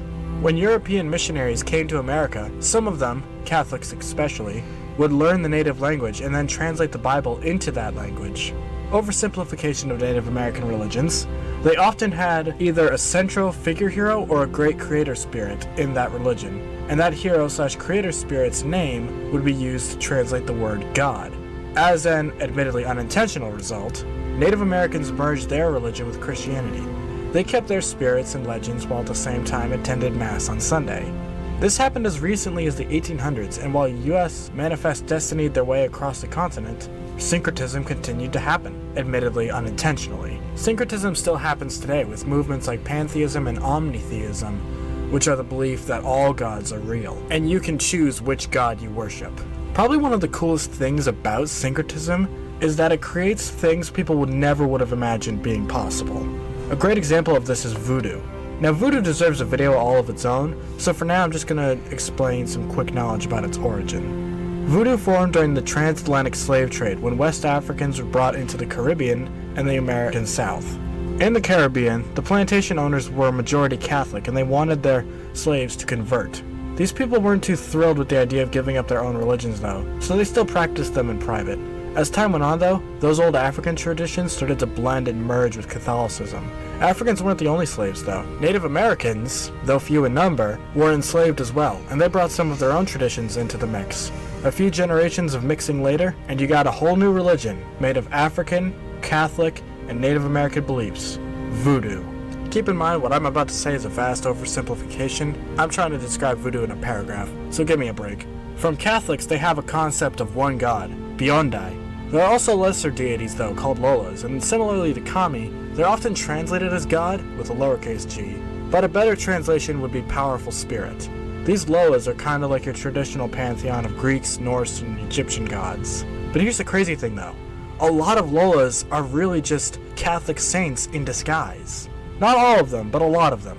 The slaves took the saints from the Catholic Church and syncretized them with African and Native American gods, and as a result, voodoo became a thing. Bear in mind though, this didn't happen overnight. It was a long process that took a few generations. Plus, voodoo is so different because of all the different islands and locations the slaves came from and lived in during the Atlantic slave trade. Like I said, I'm trying to summarize a few centuries into a paragraph. Ever since I mentioned voodoo, I bet someone was waiting for me to talk about Baron Samedi.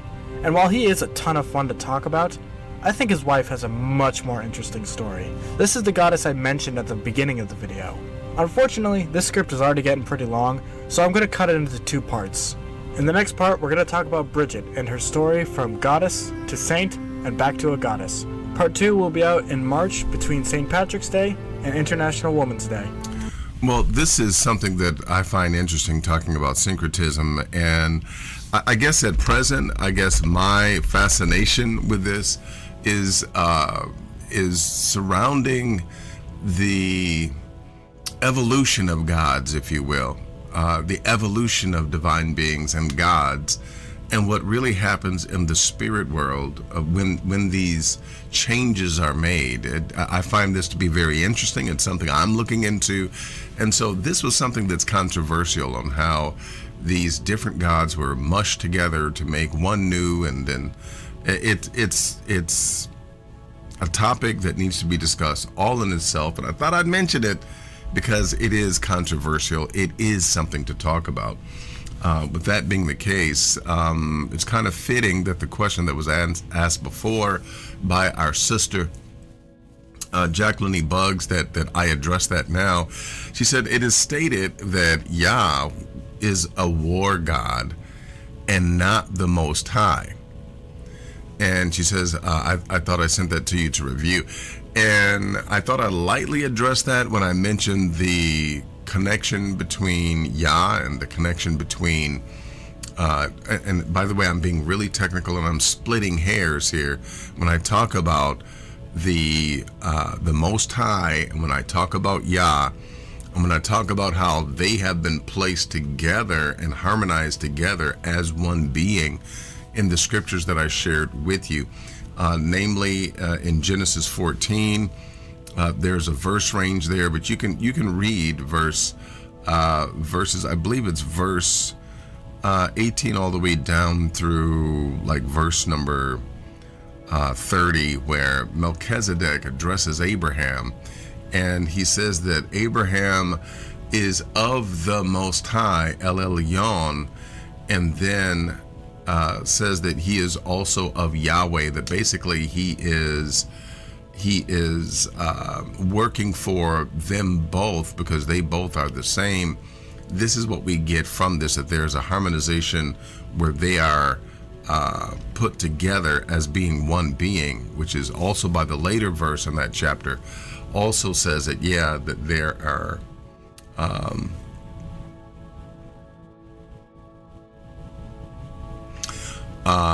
the coming together, if you will, of those two in those verses of Genesis 14, that basically through Melchizedek we get the fact that his ancient priesthood and the being that he was serving was also connected with Yah, and basically Yah was another name for El Elyon. That's what we gather from those scriptures. With that being the case, it would not have to say, the scriptures would not have to read that El Elyon was a god of war, unless we're taking this literally and saying that the different names of these deities are not because of attributes, but these are actually separate individuals. I know that some scholars, as I stated before, believe that these were all separate deities, separate gods that had been harmonized into one, make basically Yah taking the place of them all. And I know that that's the consensus of some scholars, but we look at it in a way that is based upon the text, and until someone can prove that the text itself is specifically manipulated concerning that subject, we continue to flow with the fact that this is attributory. In other words, these are attributes that are being described and discussed, and not separate personalities and separate individuals. With that being the case, hey, we're going to go right on into our next segment. Be right back.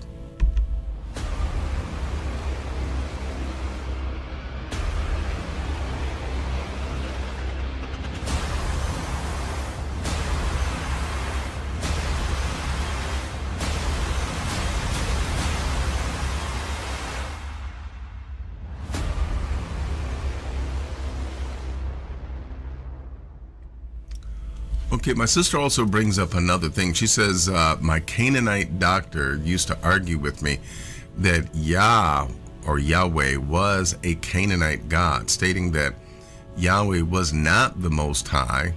I would leave his office and he would need a blood pressure cuff. That's funny, by the way. You walking out of the office with their blood pressure cuff on. So there is, and that's a subject within itself, but yeah, there is a strong tie between the Canaanite spiritual construct and in fact that, let me put it to you this way. Yahwism is the bigger picture of the worship of Yah. Okay? Yahwism is that bigger picture, and included in that bigger picture was the fact that there were other individuals that would also worship the Most High. We bring you Abimelech from Genesis. We bring you again Melchizedek, who ties together Yah and El Elyon. And so Canaan is also a place where they did also worship Yah. So in that, as well as in Midian, they also worship Yah in Midian. However, I think that we have a difference of understanding with your Canaanite doctor, who says that basically it's not the Most High. He is going by the literal sense, and that this is not attributes or attributory. This is basically, different beings, according to him. So, again, we differ on that point. He's able to believe and think what he wants. But hey, again, until someone can prove that the scriptures themselves are specifically manipulated concerning that particular point, we have to go with what the scriptures are saying. And the scriptures are saying that we're talking about attributes, okay, and not separate beings, okay?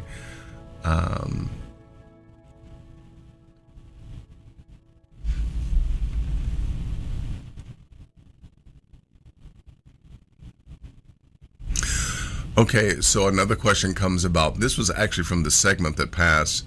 My sister also asked, how do we look at the law when we are away from our land without a priest, as Yah has said? How would we define his sanctuary? Well, that's just it. His sanctuary would be absent, which is why we would cling to Hosea, who says, offer the calves of your lips, okay, as you're pointing towards the east and you're praying with your arms outstretched and your head uplifted. You offer the calves of your lips, okay? We don't assume that there's another sanctuary, okay? There's only one temple that will be in true Jerusalem.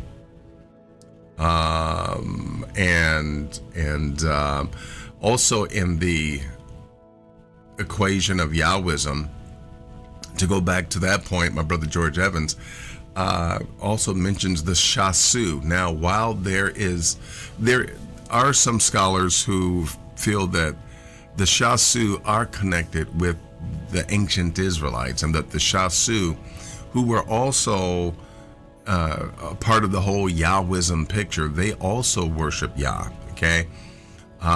They're noted to have been even in a land that was designated by the name of Yah. So it is plain to see that they're a part of the Yahwism picture as well. Because of Yahwism and because other individuals did worship Yah, many scholars point to there being a connection with Israel, but by way of Canaan specifically.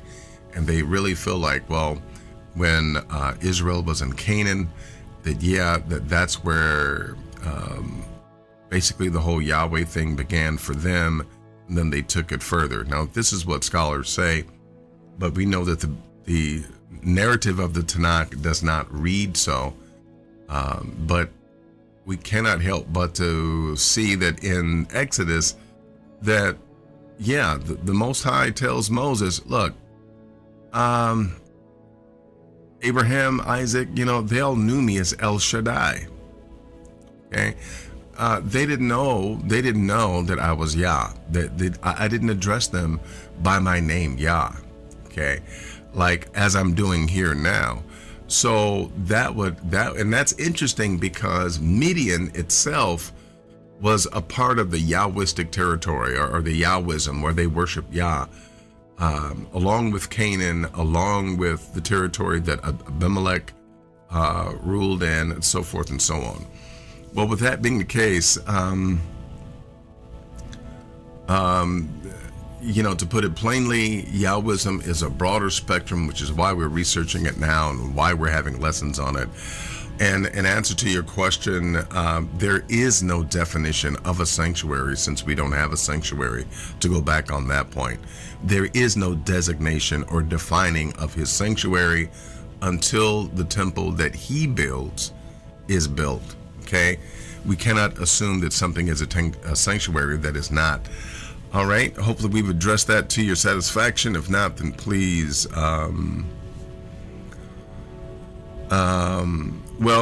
in the neighboring territory of Midian, that's where, you're right, that's where the burning bush incident happened, and that's where Moshe met the Most High, or Yah. Okay, so you're right. All right, moving right along, here we go to the next segment, unless there's more questions. Okay, moving on to the next segment. Be right back.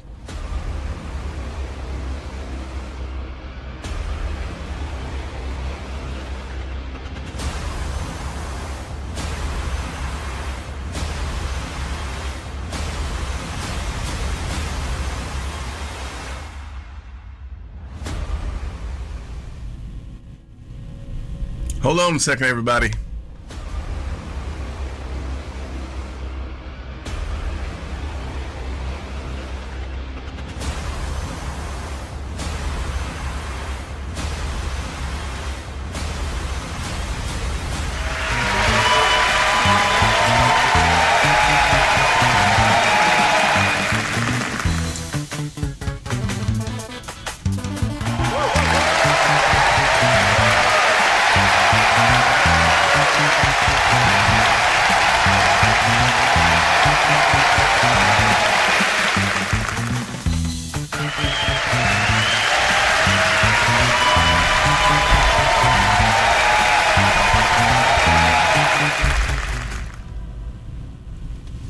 How Hebrew are you? Do I know about the role of the Malachim, the angels?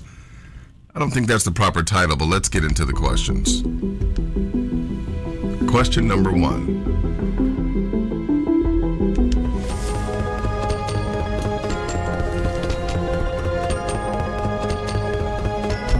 According to the Tanakh writings, what happens to the earth? What will be its final state? By the way, these questions are surrounding the topic of Hebrew eschatology, the end times, Hebrew eschatology. According to the Tanakh writings, what happens to the earth? What will be its final state?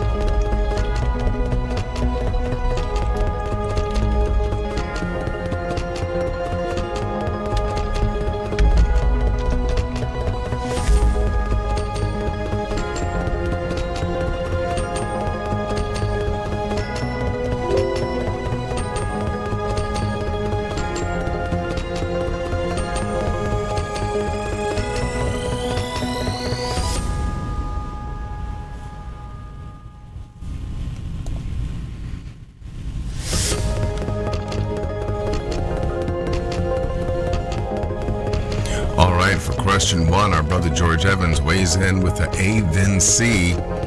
Our sister Jacqueline E. Buggs weighs in with the B. Also, Michael Charles Marsh weighs in with the D.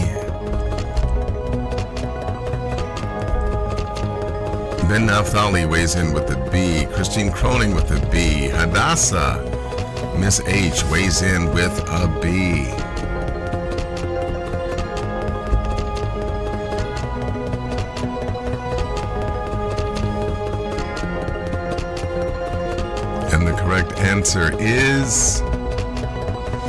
The correct answer is B. According to the Tanakh writings, what happens to the earth? What will be its final state? The correct answer is B. It remains forever. Ecclesiastes 1 and 4, one generation passeth and another generation comes, but the earth abides forever. Question number 2.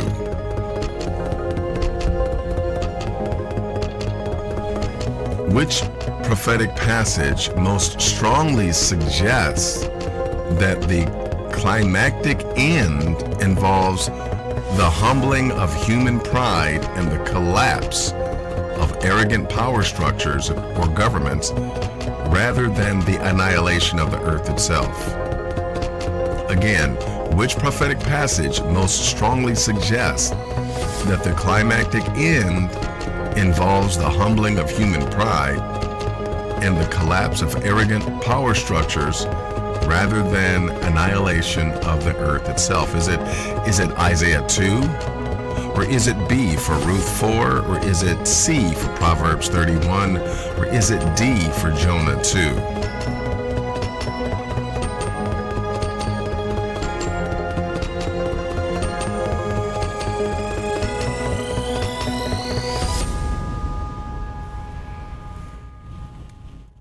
Our brother Ben Naftali is the first to weigh in with an A. George Evans weighs in with an A. Miss H weighs in with an A.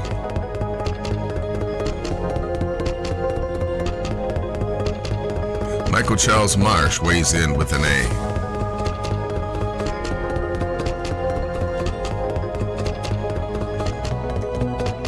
Beloved elder Christine Croning weighs in with an A. Jacqueline E. Buggs weighs in with an A.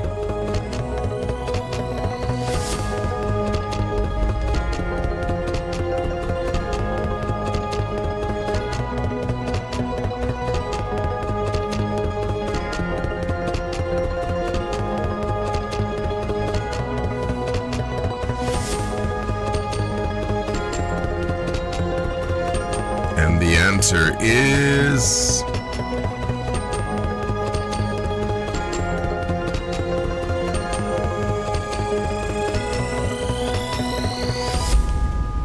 and the answer is A. Isaiah 2. Reference comes to us from Isaiah 2, verses 10 through 22. And a synopsis of that passage reads, "For the day of Yah Sabaoth, the Lord of hosts, shall be upon every one that is proud and lofty, and upon every one that is lifted up, and he shall be brought low." Congratulations to everyone that did get this answer correct. Question number 3. How Hebrew are you? Which option best captures the Tanakh's tension between judgment and restoration in its portrayal of the final future? Once again, which option best captures the Tanakh's tension between judgment and restoration in its portrayal of the final future?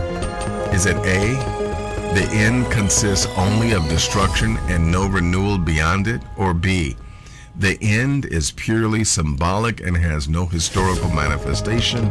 Or C, the end joins judgment upon wickedness with restoration, healing, and renewed order? Or is it D, the end means humanity permanently departs from the earth into a heavenly realm? Which is the correct answer?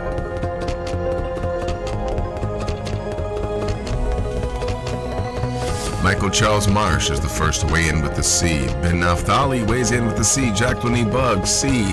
Christine Croning, also a C. George Evans also weighs in with the C.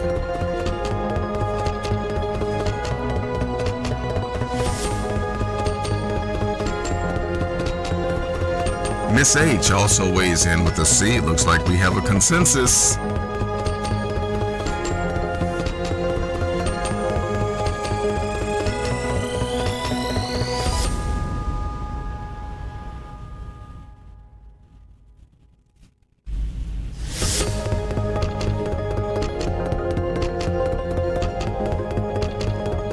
Going once, going twice. Beloved sister's back. Peace and blessings to you. The answer is... She also weighs in with the C. And the answer is C. Which option best captures the Tanakh's tension between judgment and restoration in its portrayal of the final future? The correct answer is C. The end joins judgment upon wickedness with restoration, healing, and renewed order. References, there are many references, but we can go to Isaiah 11, 1 through 9, or Isaiah 65, 17 through 25, or we could go to Daniel 12, verses 1 through 3. Daniel 12, verse 1 reads, "And at that time shall Michael stand up, the great prince which standeth for the children of thy people, and there shall be a time of trouble such as never was since there was a nation, even to that same time. And at that time thy people shall be delivered, every one that shall be found written in the book." Congratulations to everyone that did get a correct answer. Question number 4.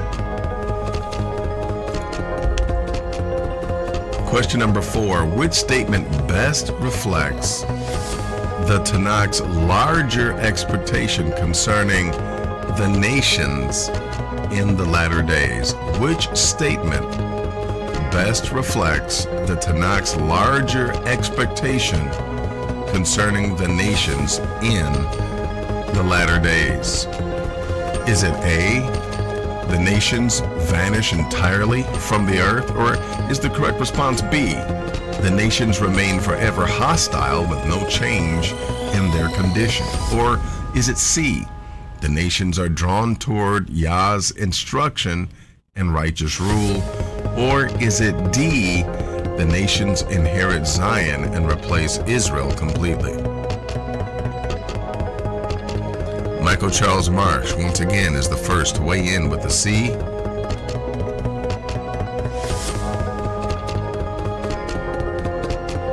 Ben Naphtali also weighs in with the C. Christine Croning weighs in with the C. Jacqueline E. Bugs, C.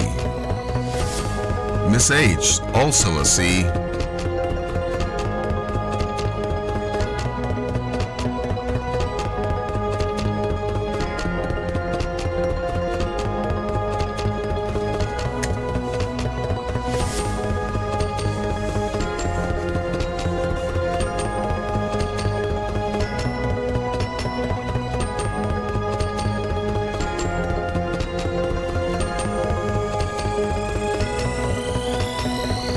Our sister Jacques Lewis weighs in with a C.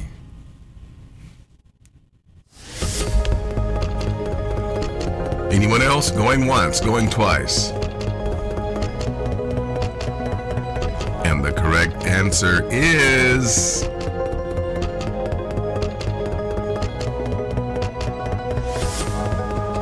The correct answer is C. The nations drawn toward Yah's instruction and righteous rule at the end in the latter days. There's references that comes to us from Isaiah 2, verses 2 through 4, and also Micah chapter 4, verses 1 through 3. Micah chapter 4, verse 3 reads, "And he shall judge among many people and rebuke strong nations afar off, and they shall beat their swords into plowshares and their spears into pruning hooks. Nation shall not lift up a sword against nation, neither shall they learn war anymore." Congratulations to everyone that did get correct answers. Congratulations. This has been How Hebrew Are You?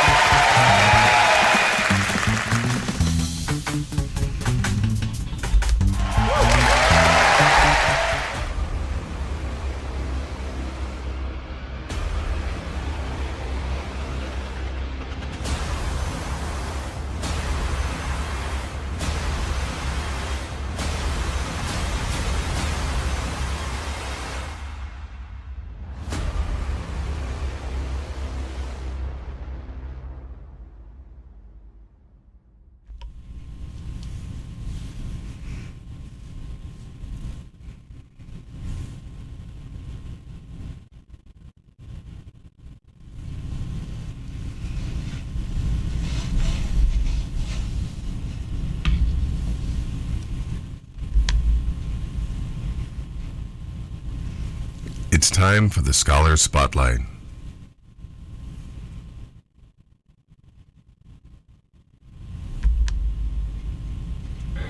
There you go. We're going to fix this fair and square. All right, let's see it. Okay, these are all Bibles. They're all different Bibles. This is a 1611 King James. This is a King James. This is an Amplified. This is New Living Translation. And this is a New King James. And I also got two more King James right there.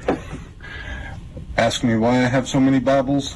Probably because you do not have and don't want to dedicate the time, the effort, and the resources to learning the source languages and more about the source texts, and you imagine that having multiple different translations of the Bible gives you special insight and allows you to somehow triangulate a more accurate understanding of these texts because you don't know much about Bible translation. Well, because I love the Lord. That's why. All right? Agree to disagree. So we're going to start with this Amplified right here. On Revelation 13, verse 16 says, on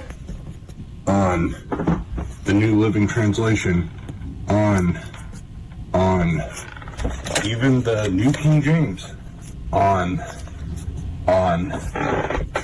Now you go over to the King James, and it's in, and it's in. Now the 1611, just for proof, the 1611, right here, very old Bible, in. That's why you guys are walking around thinking that's going to be a freaking tattoo stamped on your forehead and arm. It's in your body, guys. It's not on the outer skin. It's going to be something inside you. Think about that. Is it possible to define? Of course, as you know, family, we're talking about the mark of the beast, right? When it was being reposted by an account on Twitter that has millions of followers that mainly just posts idiotic conspiracy theories. And this was being posted as proof that Bible translations are deceiving you to hide the fact that the mark of the beast is vaccines. So I don't know if the content creator was intending for this video to suggest that vaccines are the mark of the beast. It certainly doesn't seem outside the realm of Such plausibility. foolishness. But it was really the account that reposted this video that was leveraging it specifically to mean that. And that's just idiotic for a couple of different reasons. And one of them is the fact that the mark of the beast is not a prophecy about anything coming in the future. There's no mark of the beast on the way whatsoever. You can stop looking. It's just not happening. The mark of the beast is apocalyptic imagery. It is symbols that were being used to represent Roman society.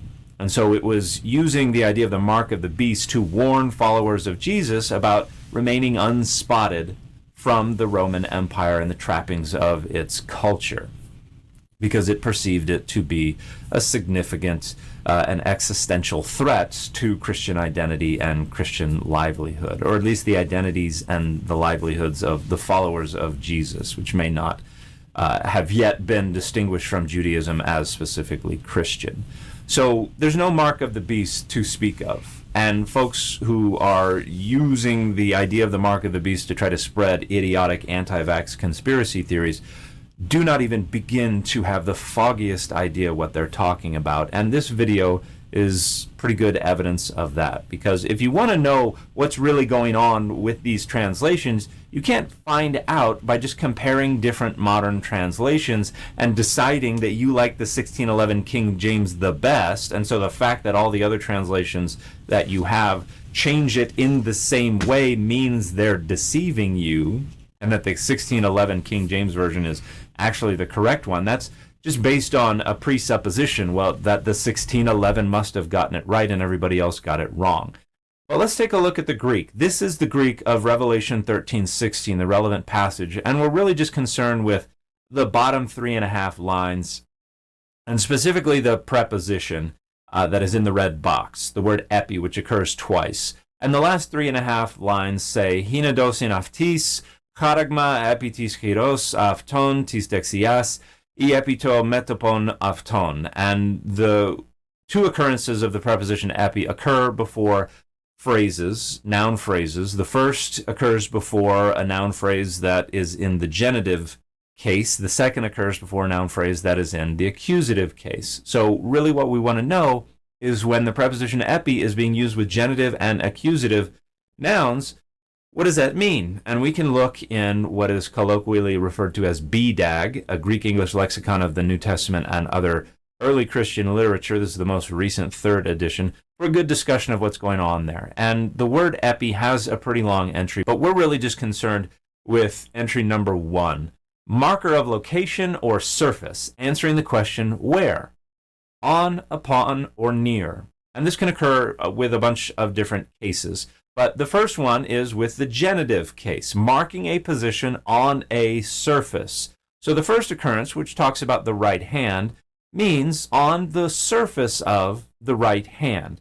So the new translations got it right here. This is talking about something happening on the hand, not in the hand. We got to go down a little bit to find the accusative. This is sense number C, with accusative answering the question where, and then we have a bunch of examples of where that's occurring in other literature. Sense number A, on over something. And this is what we're looking for because the forehead is the noun phrase, and so it's on or over the forehead is where this mark is supposed to appear. And the entry goes on. You can see the next sense for the accusative is at the same place together, and then the sense after that is like nearby or next to or something like that. And it's obviously not that. So we're looking for the first sense, which is on or over the forehead. So it turns out the newer translations got it right. It turns out the King James Version is the translation that got it wrong. It does not mean in, it means on the surface of something. So this video doesn't even begin to know what it's talking about because this content creator is just leaning into this presupposition that the King James Version must have gotten it right because that's what supports their worldview. And in this case, probably, again, I don't know if the content creator is specifically trying to make this about anti-vax conspiracy theories, but probably because it supports this content creator's idiotic conspiracy theories about what the mark of the beast is going to be. It certainly is being reposted by the account where I found it because that account wants to leverage it as evidence for an idiotic conspiracy theory about how vaccines are the mark of the beast. So these people don't even begin to have the first clue what they're talking about. They certainly do not have the skills, the abilities, the resources, the training to accurately or competently assess translation quality. They're just trying to leverage the gullibility of their audience to endorse this idiotic anti-vax conspiracy theory. Again, there's no mark of the beast coming. You don't have to worry about what it is because it's not anything. The book of Revelation was just using the idea of a mark on the hand and the forehead to allude to ideas about people enslaved to deities having marks on their foreheads, as we see in the book of Ezekiel, to ideas about counterfeit Jewish worship practices associated with, for instance, phylacteries, and to associate the beast with Roman coinage, which bore the mark, the name, the face of the emperor on them and would have been exchanged with the right hand. So there are a few different ways that the imagery is functioning in the book of Revelation, and it is entirely and exclusively about living in the Roman Empire in the late 1st century CE. Again, there's no mark of the beast coming. This content creator doesn't even begin to know what they're talking about. And the fifth. So, yes, there is no mark of the beast coming. Put that in your pipe and smoke it. Okay, it's not something that we should be worried about. It's not something that we should be, ooh, the mark of the beast, it's this, it's that, it's radio chips, no. You don't have to worry about the mark of the beast. And I know how that sounds. More is saying we don't have to worry about the mark of the beast. And no, you don't. That is a Christianism, something that has been adopted by Christianity that has put fear in the hearts of people and that governments are using to control us. Oh my goodness, all these last days scenarios of doom and gloom. I mean, we're being controlled by them. Okay, fear sells, and it's selling big time, especially when it's got religious backing behind it, right? Well, brothers and sisters, when we return, last segment, Moshe in your kitchen.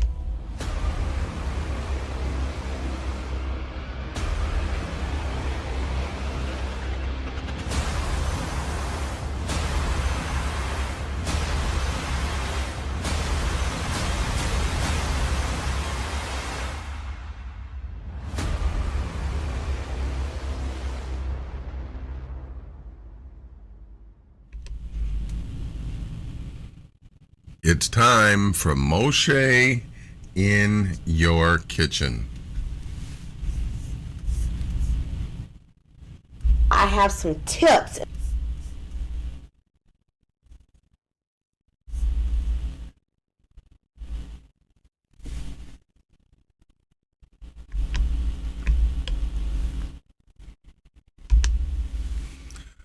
Okay, this will probably be my last soul food video, but I'm telling you, maybe I've just been wanting some macaroni and cheese since I've been on this detox.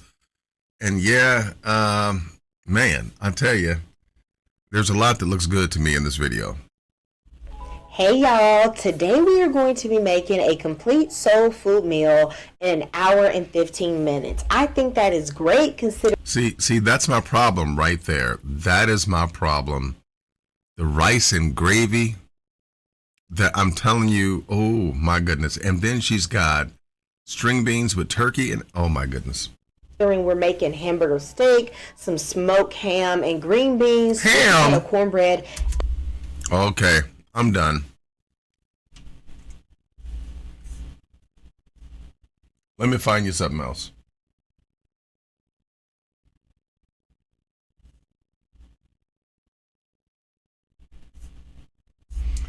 Let's do this because I did something like this just yesterday. I did something exactly like this. I made some patties out of lentils.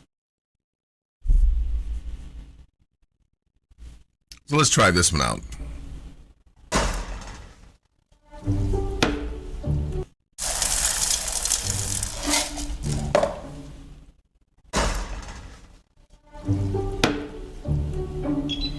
I didn't boil mine though.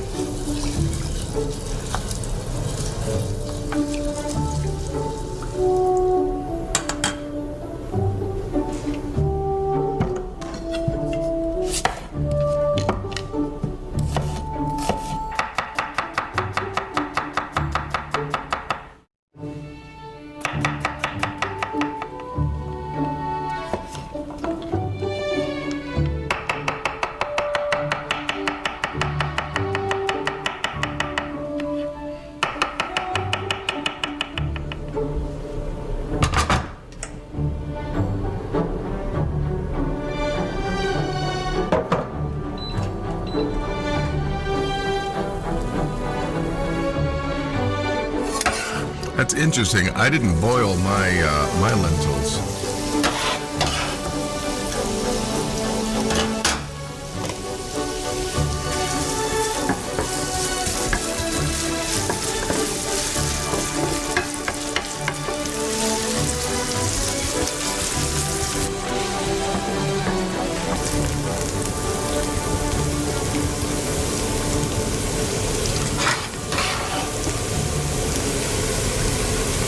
And yes, I am. I'm back during this detox. I am definitely, you could say that I'm back on the vegetarian diet for this detox, yes.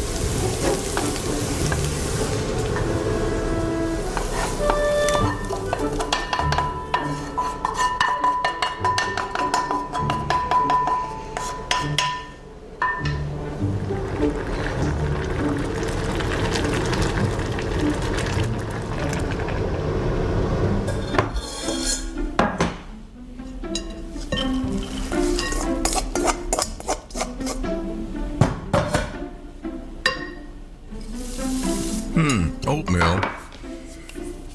I was wondering what kind of beans those were. Those didn't look like lentils. Okay, tomato paste. Gonna use that Worcestershire. That W sauce. Whoa, she put a lot of that in there. Some look like some paprika, definitely. Right. What is that? Flour. Okay, since I have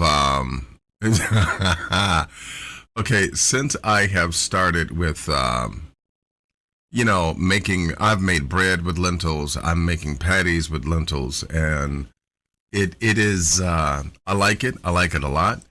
And yeah, I'm losing weight, and okay, fine. Our brother says that that this is putting him to sleep. So let's get another video. In fact, you know what? I'll be right back. Give me just a second. I'm going to get another video for y'all. Something that's more enjoyable. Give me just 1 second here. I need to stall for time, so hey, this old commercial will do. I want to ask you a question. Would you pick up a French dictionary in order to help you define Spanish? Would you pick up a book on physics to help you understand the simplicities of cooking a recipe? No, you would not. You need the right reference material for the particular job at hand, and the Most High has given us a job of living the life according to the laws, statutes, and commandments that he has given. Why do I bring up this dichotomy? Why do I bring up this question? Because that is what many of us are doing. We are using reference works that are Christian in origin, nature, and bias, and we're having to gain a a purely Hebraic understanding from them. And this, my dear brothers and sisters, is insane. I'm looking, need your help. I'm looking to foster Hebraic scholarship. So we've started the Hebrew Scholar magazine, and with this, there's something for the entire family, but there's also a platform to be able to develop new, young, and budding scholars. We want scholars that are going to basically produce materials from our perspective with our truth that's for us, that's by us, and that's going to benefit us and help us throughout all generations. I'm Melky Uriel. I want you to subscribe to the magazine. I need you to subscribe to the magazine. We want to reach our first goal of 500 subscribers. And then, of course, we want to go to 1,000 and move on from there. But bottom line of it is... Hey y'all, today we're going to make a delicious soul food meal with some candied yams, mac and cheese, buttermilk fried chicken, cornbread, and green beans. Y'all, if you are making this meal for your family, they need to be doing something special for you, okay? Because this is going to take a little bit of time, but it's so going to be worth it. As you can see, I am cleaning my chicken. I'm using chicken wings here. I rinsed them with some water, a little bit of vinegar, and I'm just scrubbing them with some lime. You can use any cut of chicken that you like. I rinse it off just to make sure there's no feathers or any dirt or anything like that. You want to clean your sink and make sure, of course, you wash those hands. One thing is for sure is that we are seasoning this chicken down to the bone. Okay, let's see what you Y'all do. that don't be putting no seasonings on your chicken. Salt, pepper, and garlic powder chicken. We don't do that. I see you, okay? And I'm trying to come for you and encourage you to use some flavor. You know what? I think this is the same video that we saw last week. I'm sorry. As you see, I've already gone in with some Maggi seasoning, a little bit of bouillon, and I'm using some Lyris. Y'all know we love some Lyris on that chicken. I'm putting on some ginger powder, and as well as some black pepper. Or maybe this is not the one we saw last week. Rosemary. You got to go in with the herbs on the chicken. I also love to use some sage and thyme on the chicken. This salt-free Cajun seasoning, which I've showed y'all how to make already, and some garlic that I've busted. Now, the garlic, the sage, the thyme, we are just busting that and crushing it so that we can get the flavor. All right, it's going to infuse into the buttermilk, and it is going to give a nice taste. But we're not going to fry that because they're fresh ingredients, and they're really just going to burn in the oil. You don't need to douse your chicken in buttermilk, okay? Just put a little bit. Cover it enough, and that is enough to get your chicken tender. I see some people pouring in the whole cow, trying to tenderize that chicken. Yeah, it's not you're right. needed. A couple weeks ago. Just cover it, and then put a little hot sauce in for the little flavor. You know what, fam? Seems like this, you know what? Hey, that threw me off with the ham. So let me do this. I apologize. Let me do this. I'm going to have to stall for more time. I'll tell you what. Let's do this. Be right back.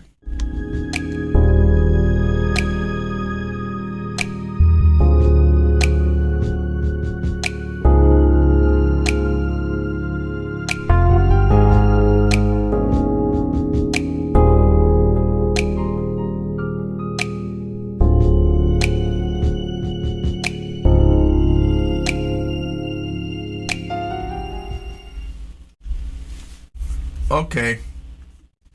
All right, I think I got one. My apologies. Hey y'all, welcome back to Cooking with Hannah Soul, and today we are going to be making a soul food Sunday dinner from beginning to end. Now, I don't know about y'all, but every once in a while I need a good home-cooked meal, and this one immediately puts me right back into the kitchen with my granny growing up in Chicago, so it is a must. So we're going to jump right in, and the first thing we're going to do is start by cleaning our chicken properly. If y'all are not cleaning your chicken, don't invite me over for dinner, okay? So we're going to go ahead and just add our chicken to a bowl of cold water, add some vinegar and lemons, and those lemons, we're just going to take them and rub the outside of the chicken, try to remove some of that extra sliminess that tends to be on chicken. As you can see, I am using all dark meat, but please feel free to use whatever pieces of chicken you prefer. But because I am, and I'm using chicken thighs, they tend to be a little too fatty for me, so I'm going to also go ahead and remove some of that excess fat because it's really not needed. Now, by the way, I know that there are some Hebrews that have a problem with chicken. There are some Hebrews that also have a problem with dark meat out of those that do eat chicken, because they say, well, you know, it's dark meat because like there was blood in the chicken, and so they don't eat it. But no matter what piece of the chicken you eat, there had to have been blood in that part in order for the chicken to stay alive. Okay. And, yeah, man. You know, okay, I think you're right, Brother Charles Marsh. He says, you know what? This was also done recently. Man, we are having an issue here. We're having a problem, with finding a good video. I apologize. We're having some problems here.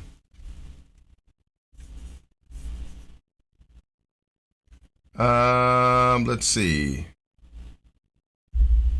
What is this one? Let's pick one together. The Philly.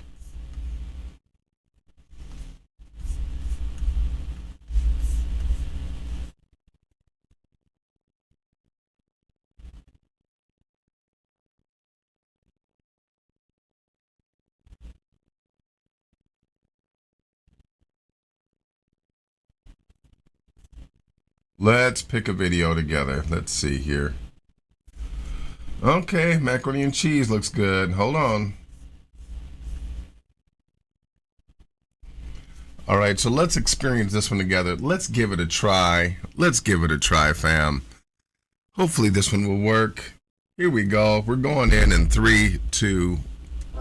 This is that ooey gooey mac and cheese, y'all, the best you've ever had. Plus, we're gonna make some chicken and gravy, some black-eyed peas and collard greens, honey, some cornbread. And y'all already. But like, what is there something white on the collard greens? Is that? No, I'd be loving some yellow rice. You're gonna love this Sunday dinner. Let's go ahead and get started. Now, I have 10 pieces of bone-in dark meat. Okay, dark meat is the best for this type of recipe. And I'm going to go in with 2 tablespoons of salt-free Cajun seasoning. This may seem like a lot of seasoning, but this is your garlic powder, your onion powder, your pepper, your herbs, all of that wrapped in the one. And I will leave the link to how I make this in the description box. I'm using 1 tablespoon of this chicken bouillon, and this is pretty much the only seasoning with salt that I'm going to be adding. You know, I've never put chicken bouillon on chicken. It just seems like redundant to me. I don't know. And about 1 teaspoon of this chicken and poultry rub. Whatever seasonings you add, make sure that you don't use a lot that have salt in them. Now, I've had some people say they think that my food is over seasoned, but y'all, this is how I like it. So just season it to your taste. I don't think it's over seasoning, and the people that eat it love it. So just do it the way you like it, okay? Just take the concept. Now, once I have rubbed in all the seasoning, I'm going to go in with what's going to become the gravy, which is this cream of chicken. Y'all, okay, so now for me, I make my own gravy. I don't do the soup out of the can, though I understand that that's a shortcut. I love some chicken, cream of chicken. Okay, it's so good. And this has a lot of sodium, which is why you basically saw me, I didn't use a lot of seasonings. And that's another reason why I would not use it. It had salt. I'm going to cover this all over the chicken, and then I'm going to go in with some unsalted butter, okay? I'm going to take about 3 tablespoons and just cut them up and put them over the chicken for that really good added butter flavor. Y'all know I'm from the South. Y'all know what it is, okay? Now, to add some additional flavor to the gravy, I have chopped up about 1 onion into cubes and 1 bell pepper, and I'm just going to sprinkle them over the top. I'm going to cover this and cook this for 1 hour at 375. Okay, that's a nice this is going to be some the fall off the bone type chicken and gravy. Now, after 1 hour at 375, I'm going to uncover it and check on my chicken. Now, at this point, technically, the chicken is cooked. but I ain't trying to eat no pale chicken, and it's also not as tender as I want it to be. Okay, so I'm going to go in there and I am going to mix up all the onions and the peppers and tuck them into the gravy. And it's going to be really good. And then I'm going to cover it again and pop it back in the oven for another hour. Okay, at 317. But if she wants her chicken to have color, she's going to have to take that aluminum foil off. 5. Once it is cooked for that additional hour, then you're going to want to get color on your meat, right? You don't want no pale chicken. So I'm going to uncover it, and I'm going to let it cook uncovered for about 30 minutes to 35 minutes until it gets the color that you want. Now, while this has been cooking, I've been doing the other dishes, okay? First, I've been working on the mac and cheese. I put a tablespoon of chicken bouillon into the water, and y'all know I'm going to cook my noodles, and I'm going to be using these little fancy noodles today. I thought these were so cute. Fancy noodles. And I'm going to cook them according to the package instructions, all right? Then I'm going to drain them, and we're going to start working on this roux. You're going to see me do some things with this roux that you may not be used to. But look, I'm going to tell you like the old folks say. If you pay attention, you're going to learn you something. All right. Now, I really started making a roux. Actually, you can consider a gravy a kind of roux, but long story short, I started doing roux when I make my, chicken pot pies. I make chicken pot pie, and I love it. They are so good. And I start with the roux. And you know what? I have to record this. I really do. Because I'm going to tell you right now, this mac and cheese was one of the best mac and cheeses I have done. Now, I've just toasted my flour in my butter, and I've added in about 2 cups of heavy cream. I'm stirring it constantly to avoid any lumps. And then I'm going to put in my favorite cheeses. I'm going to use some sharp cheddar cheese, as well as some Kodiak cheese, and some Munster. The Munster is going to add a cheese pool. If you don't have Munster, you can use mozzarella. They basically will do the same thing. And then I'm going to just mix this well until the cheese melts in. Into my roux, I'm going to put 2 tablespoons of sour cream. This is not traditionally in roux mac and cheese, but it is really good. You're going to have to trust me. I said, I'm going to learn you something today, okay? And then I'm going to go in to make it look really cheesy.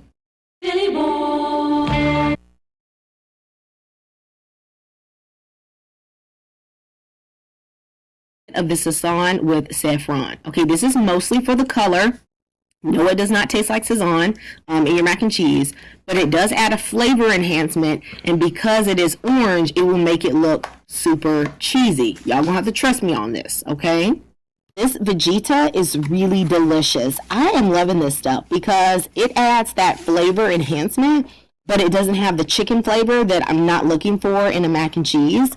I'm going to put in some white pepper as well as a little bit of garlic powder, and you really just season it to taste, and y'all, you have a really delicious cheese sauce. You must try this, okay? Now, please, in the comments, let me know if you have been enjoying this recipe and these recipes. Please let me know if you want more full meals or if you want me to do more individual meals and what you like. I thank everyone who's been subscribing and commenting their wonderful comments. I just love all of you. I just love this audience that God has brought me, and I'm so thankful for you all. Now, I know you're going to see that the sauce looks a little loose. Don't worry about that. It is going to thicken up in the oven, all right? I'm going to go in with some of that Munster cheese on top, but you can put any cheese that you like on the top to bake this, and I'm going to pop this in at 375 for about 20 minutes. After 20 minutes, I wanted my sauce to be a little bit thicker, so I just covered it up and I cooked it for an additional 10 minutes, and then my mac and cheese was absolutely perfect. While this mac and cheese has been cooking, I've been working on the yellow rice.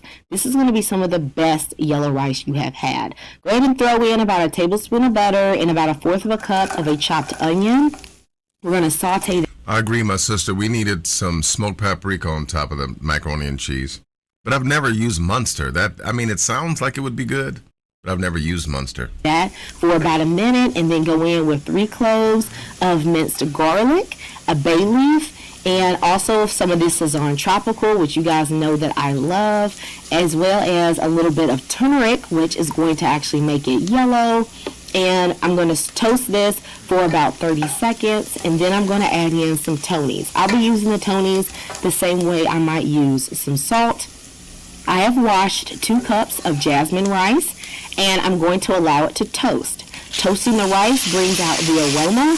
It also gives it a really nice flavor, and I'm going to toast this until essentially the water around it that has been rinsed, what I used to rinse the rice, is dried up, and that's going to take about 3 minutes. It should also take on this nice, beautiful golden color. Then I will go in with 2 bouillon cubes that I've dissolved in some water, as well as about 3 cups of water, which should be enough to cook the rice. I will stir this and taste. Now, okay, so she did learn me something. I've never just like browned the rice or grilled the rice, and man, you know that trick with the what was that that changed the color? Was it turmeric? That's something new as well. This is interesting. For salt and seasoning, and then I'll cover and cook this for about 20 minutes on the lowest heat.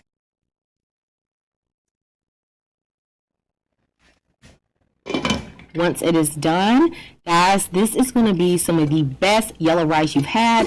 Forget about Zatarain's yellow rice. No, honey. Oh, this wow. is how you do Yeah. some yellow rice. That rice Now, is for perfect. our last dish, we have the black-eyed peas and collard greens. So I have onion, Is that bacon? You can use turkey bacon, though.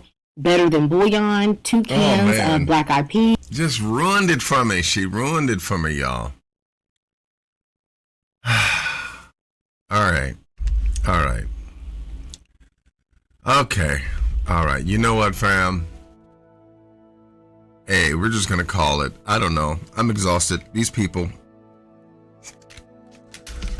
they're putting pig in their food. We can't tolerate that, fam. We can't tolerate that at all. So, hey, I humbly apologize. We just could not seem to find a video that, you know, that didn't have pork in it. Anyway, hey, listen. I have an announcement. My son, all praises to Yah, my son is coming home from the hospital today, so I have to end now because I have to go get him from the hospital. With that being the case, continue to pray for us. Continue to pray. My son is not out of the woods yet, but he is doing better and better with each day. And so we are once again believing that he is going to be good. Okay, Mike S. Let's see here. It says, Shalom. Is there a previous video where you discussed the difference between Ahaya and Yahuwah? If so, what date is it? I am interested in any teaching on that subject. I tell you what, let me do this. Let me look and see if there is.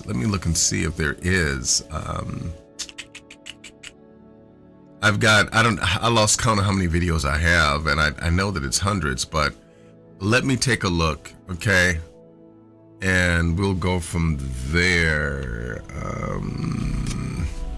Thank you for that question.